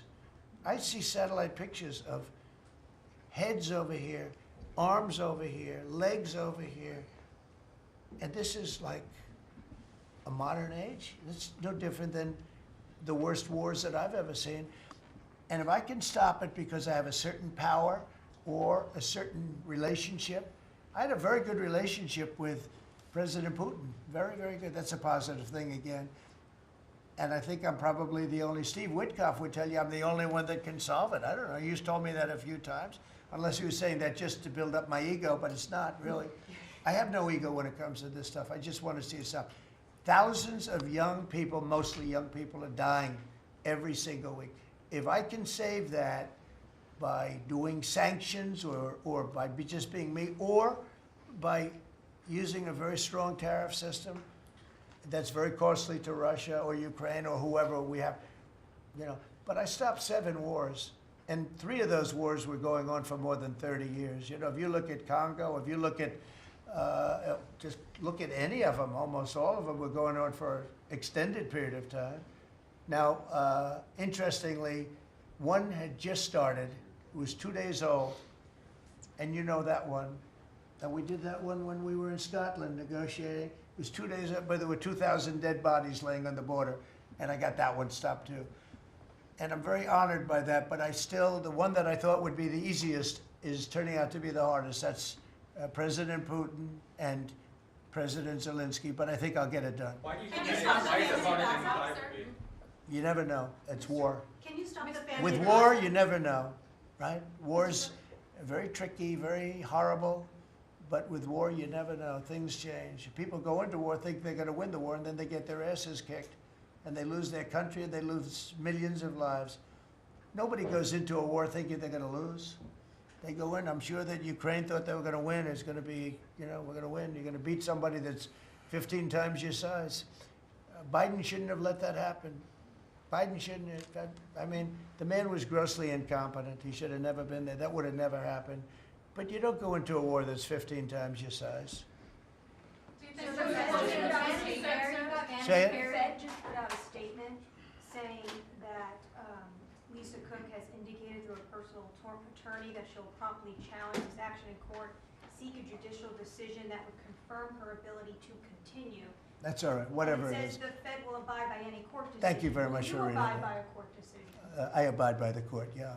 I abide by the So court. could Yes, you- please. That's enough, that's enough. Mr. Go ahead. President, What other companies, or what other companies are you thinking about taking stake in? Well, you know, we didn't take a stake in the sense that it was reported. Everyone said, I bought a stake in Intel. No, I got it for free. I said I was with the, is that a correct statement? Howard was there. Absolutely correct. Scott knew all about it. They came in, a man was charged with something by a very good person, Senator Cotton, made some statements about the gentleman that was running Intel. when he came in, and I said some rough things about him, I said, I'm not happy with it, and they called, and he was very devastated at what I said. I said he should immediately resign. And he came to see me, and I was very impressed by him, actually. And he made a mistake, or factors happened where something like this could have taken place. In the meantime, his board was staying by him. And I said to him, and took about, I would say, less than 45 seconds. I said, you know what you should do if you're smart? Give the United States of America 10% of your company. And he looked at me and he said, I'll do that. I said, I just made $11 billion for the United States. And we made the deal. I didn't pay, we didn't write a check. Now, I guess Biden, with his stupid CHIPS Act, handed money to all these people that didn't need any money. Exactly. It didn't do anything. You know, they're giving billions of dollars to everybody. They all have so much money, and they have more money. But there's no commitment that you had to build. They just took all this money. It's the stupidest thing I've ever seen. See, with tariffs, they have to come in, because if they don't come in, they can't sell into our country. So it's power, and you don't have to give up any money. But I said to him very simply, I'm glad we're straightening this out, because everyone thinks I bought in. No. I said, it would be great, we'd be a great partner for you, and I want to see Intel do well. You know, Intel was a great company, and it can be a great company again. But I said, I think it would be good if we own 10% of your company. He said, I'll make that deal. And it happens to be worth $11 billion. So we made $11 billion for the country, and then I was criticized by some of the fake news media. That's not the American way. Actually, it is the American way. Now, if I can help other countries or do those deals with others, I would do that. I think it's great. It's good. Builds up our balance sheet. Let me tell you, our country is becoming very rich again. You don't see it. When the CBO came out on Friday and said, we just found $4 trillion, and that goes to reduce our deficit, $4 trillion, and it was from the tariffs. Our country is becoming very, very rich again. I hope you get used to it. You know, you're gonna have to get used to it. In addition to reducing the deficit, any update on your previous talking about potentially giving Americans a tariff rebate check? Well, we have a lot of money coming in, rebate check for the Americans, and it's coming in at tremendous numbers. Don't forget, I would say, Scott, we probably are talking about right now 50%, maybe even less than that. With all the money you're hearing is coming in, you're talking about, you know, a lot of it hasn't kicked in yet. And when it really kicks in is in 2 years when these plants are built and opened and the money starts pouring in, right? But, I mean, there's a concept of making you could call it a dividend, as we would say, making a dividend to the people in this country who have had to suffer through stupid leadership. And they paid a lot of taxes, and they got nothing for it. Or they got attacked like you were, okay, for it. No, there's a possibility. Primarily, we want to pay down debt, but there's a possibility that we take a piece of it and make a dividend to the people. Mr. President, I have a question for Steve Witkoff, if I may. Yeah. This past weekend, Sergei Lavrov was saying that Putin will not sign a peace deal with Zelensky because Russia views him as illegitimate. Just wondering if the Russians have been relaying this to your team, if they view Zelensky, you know, as a leader worth signing a peace deal with, if they will. Doesn't matter what they say. Steve can answer, but I can answer too. Doesn't matter what they say. Everybody's posturing. It's all bullshit, okay? Everybody's posturing. Steve, do you have a different answer? I agree with you, sir. In this city, there's 500 people short of the police department, police. In New York City, it's 3,000. In Chicago, it's 1,300. Would they have had to bring in troops from the National Guard if the police departments in this country were fully staffed? Defund the police. How bad did that turn out for America? It's an interesting question. I was surprised when I heard how many police were here. It's not a really big area, and I think they said they're down to 3,200 police or something like that. I said, that's a lot of police. And I was a little bit surprised, because to me that's a big force. And it's not a big area, but it is what it is. There's a lot of crime. You have a lot of, don't forget, you have a lot of police that weren't allowed to do their job. When I came in, as you remember, we made tremendous strides in a little conflict that we had going at the time because I allowed our military to make the decision. I said, you can make any decision you want. I gave it to the colonels in the field. I gave it to the captains in the field. You remember that where everything went through Biden, meaning one of the people, and everything went through Obama before him. Everything went through. They had to make the decision as to whether or not to attack the Taliban. So they'd find 30 people together. They'd call up Washington, and they'd go to a political hack who knew nothing about it. My first night, I got that same call. Like they called me, and they said, "We have a." I got a call at 3 o'clock in the morning because I listened to their system, and they were calling me and they were asking me whether or not they could attack a group of people having to do with what war I'm talking about. And I said, I know nothing about this. Wait a minute.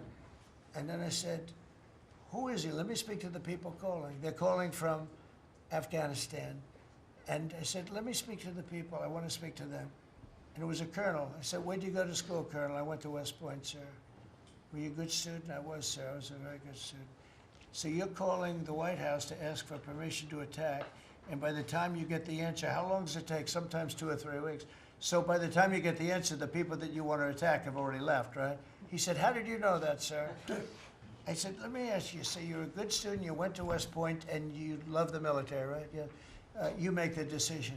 And I gave all those guys that went to all these great schools, and they're all military people, I gave them the right to make their own decision, and we kicked ISIS's ass. Don't forget, ISIS was supposed to be, take 5 years to terminate him, and we had a man named Raisin Kane, who happens to have done the whole thing in Iran. He's a great general, and he's a wonderful guy too, believe it or not, but he's a great soldier.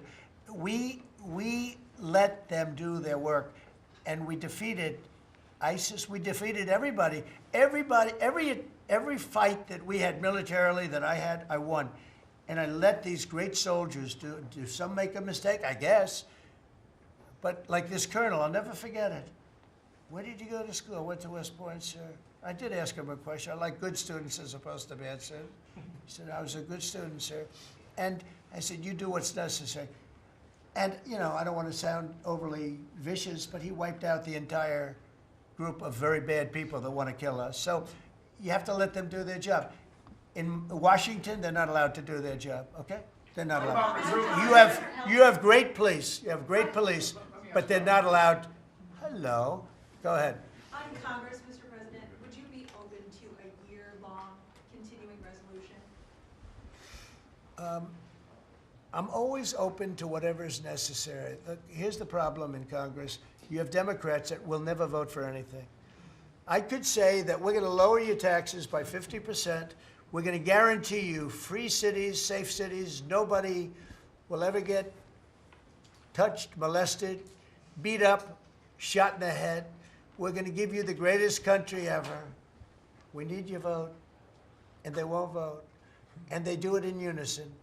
The only thing they do good is cheat on elections and unite. You know why they unite? Not because they're good or they're loyal people. They unite because they're afraid. They're afraid of the radical left. And you can't get their vote. So we have a vote coming up at the end of September, and I think we're going to pass it because we have the majority. And I think almost every Republican will vote for an extension. Because no matter what deal you make with these people, look at Schumer. He made a deal a year and a half ago, and after making the deal, he's been almost run out of the party. He's not the same man. He's not the same man. He's finished. He aged 20 years. He's become a Palestinian, by the way. We call him our great Palestinian senator. But Chuck Schumer, and I wrote him a letter. I said, Chuck, that was really great. Thank you very much. And somebody gave the letter to the press, not me. And he was destroyed because they thought I was being sarcastic, and I wasn't. He made a great decision. It kept our country open. It was a positive. But you can count on almost no vote. I mean, I see things. I'll give you an example, crime. So we're going to pass a bill to stop crime. We may not get one Democrat vote, okay? We may not get one. So when you say continuing resolution, I guess so, and it's going to be passed exclusively by Republicans. On Mr. President, why do you use You policy mentioned in to Iowa derogatory that you wanted to see sir? some changes to the H-2A visa Yeah. program for farm workers. Right. You mentioned in Iowa that you want to see changes. Do you want to see that before the fall harvest? Well, I love both groups, and we take care of our farmers, and we also take care of the people that want bad people out of our country. And we're working on something that's going to work really well. We take care of our farmers, but we also have to take care of those people that voted for me because they don't want criminals in our country. And we're working on something where we can take care of both. Mr. President, the CBO report, and you were talking about the CBO report that 2 of your cabinet members were talking about. I remember back on Liberation Day, many of us reporters covered your detractors, people saying that it was going to explode the deficit and therefore explode the debt. Who all has called you to say I was wrong? That's very good. You know the answer to that. Okay, yeah, please. Governor Pritzker said yesterday that at the press conference that he would encourage nonviolent resistance to the National Guard if they were sent to Chicago. What's your response to that? He said what? That he would encourage nonviolent resistance if the National Guard is sent to Chicago. Look, this guy doesn't know what resistance is or nonviolent resistance is. He's a bad politician. It's amazing. I mean, if he didn't have the money, he wouldn't get any votes because there's no compelling reason to vote for him. The guy's a major loser. But it would be nice if he would call me. I would change my mind immediately. He said, you know, because everybody knows Chicago is a hellhole right now. Everybody knows it. It's not like he's saying, Chicago has much better numbers, right? Well, what's much better? You mean 100 people are going to be murdered? It's going to be much more than that. So I would have much more respect for Pritzker if he'd call me up and say, I have a problem. Can you help me fix it? I would be so happy to do it. I don't love, not that I don't have the right to do anything I want to do. I'm the President of the United States. If I think our country's in danger, and it is in danger in these cities, I can do it. No problem going in and solving, you know, his difficulties. But it would be nice if they'd call and they'd say, would you do it? And we do it in conjunction. Now, we work very well with the police because we naturally get along with the police. So the police and us work really well together, whether the mayor is opposed or whether, I mean, you have a really rotten mayor there too. He's got a 6% approval rating in Chicago. And I see black women wearing a red MAGA hat last night on television. Please let the president come in. My son was attacked. You have a force of black women. They're like only Trump. They want Trump to come in. And you see them, they're all over the place in Chicago because they're afraid to go out and they don't want their son or their daughter killed, just like your parents didn't want you killed. And we have a tremendous, look, it's not about winning elections because we want to have nice, fair elections. It's not politics. We want to see a safe country. You have people that want to see a safe country, and they're great people. You have great people in Chicago. The mayor is at 6% approval. He's an incompetent man. He should have never been put in a position like that. He can't handle it. You have an incompetent governor there. You have an incompetent governor in California, Gavin. I know him very well. He's incompetent. He's a nice guy, looks good. Hi, everybody. How you doing? He's got some strange hand action going. I don't know what the hell his problem is. It's a little weird, to be honest. There's a little something shaky going on there. But, you know, all he has to do is call me and say, we have the Olympics coming up. We want to make it really good and safe. And I'll put some really good, great American patriots in there, and you won't have any problems. Don't forget, it's loaded up with some stone-cold killers, some really bad people, some people that were just born to be bad. They're criminals, bad criminals, dangerous. And we can solve the problem for them very quickly. Okay, you know what I think? I think this. You have not had this happen for 4 years. You sat and you'd ask one question to Biden, and it was always the ice cream question, right? What flavor ice cream do you like best? I like vanilla. And that was the end of the conference. I think now we've One done more enough. question on These this. people are very busy. I want to just thank, this is the greatest, this has never been done before. First of all, a cabinet meeting was sacred. You'd never let the fake news media in. But the fake news media isn't all fake. It's, a lot of it is, but it's not all. I think it's a great thing. I think maybe it's going to be done in the future. I hope it's going to be done. But you really get the word out. I mean, we had, each one of these people spoke. I think each one, if I thought one of them did badly, I would call that person out. I would say, Christy, what the heck are you doing? No, but no, seriously, you have a very talented group of people. They get along, they work along together. And there's something really nice about just, you know, the openness of what we're doing. It's government. It's an open government. That's what we are. And we haven't made too many mistakes.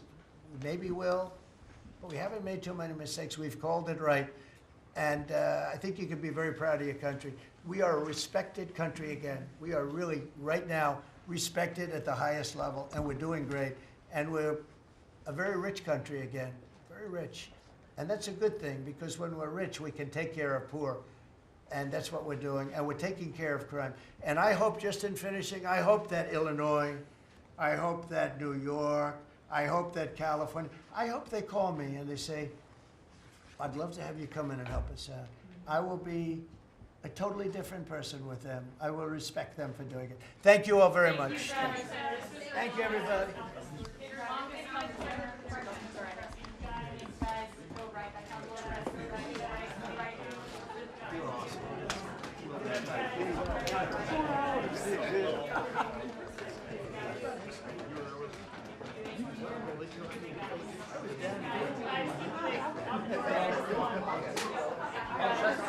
I'm not even.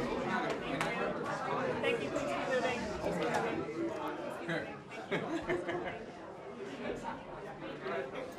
Thank you. Yeah.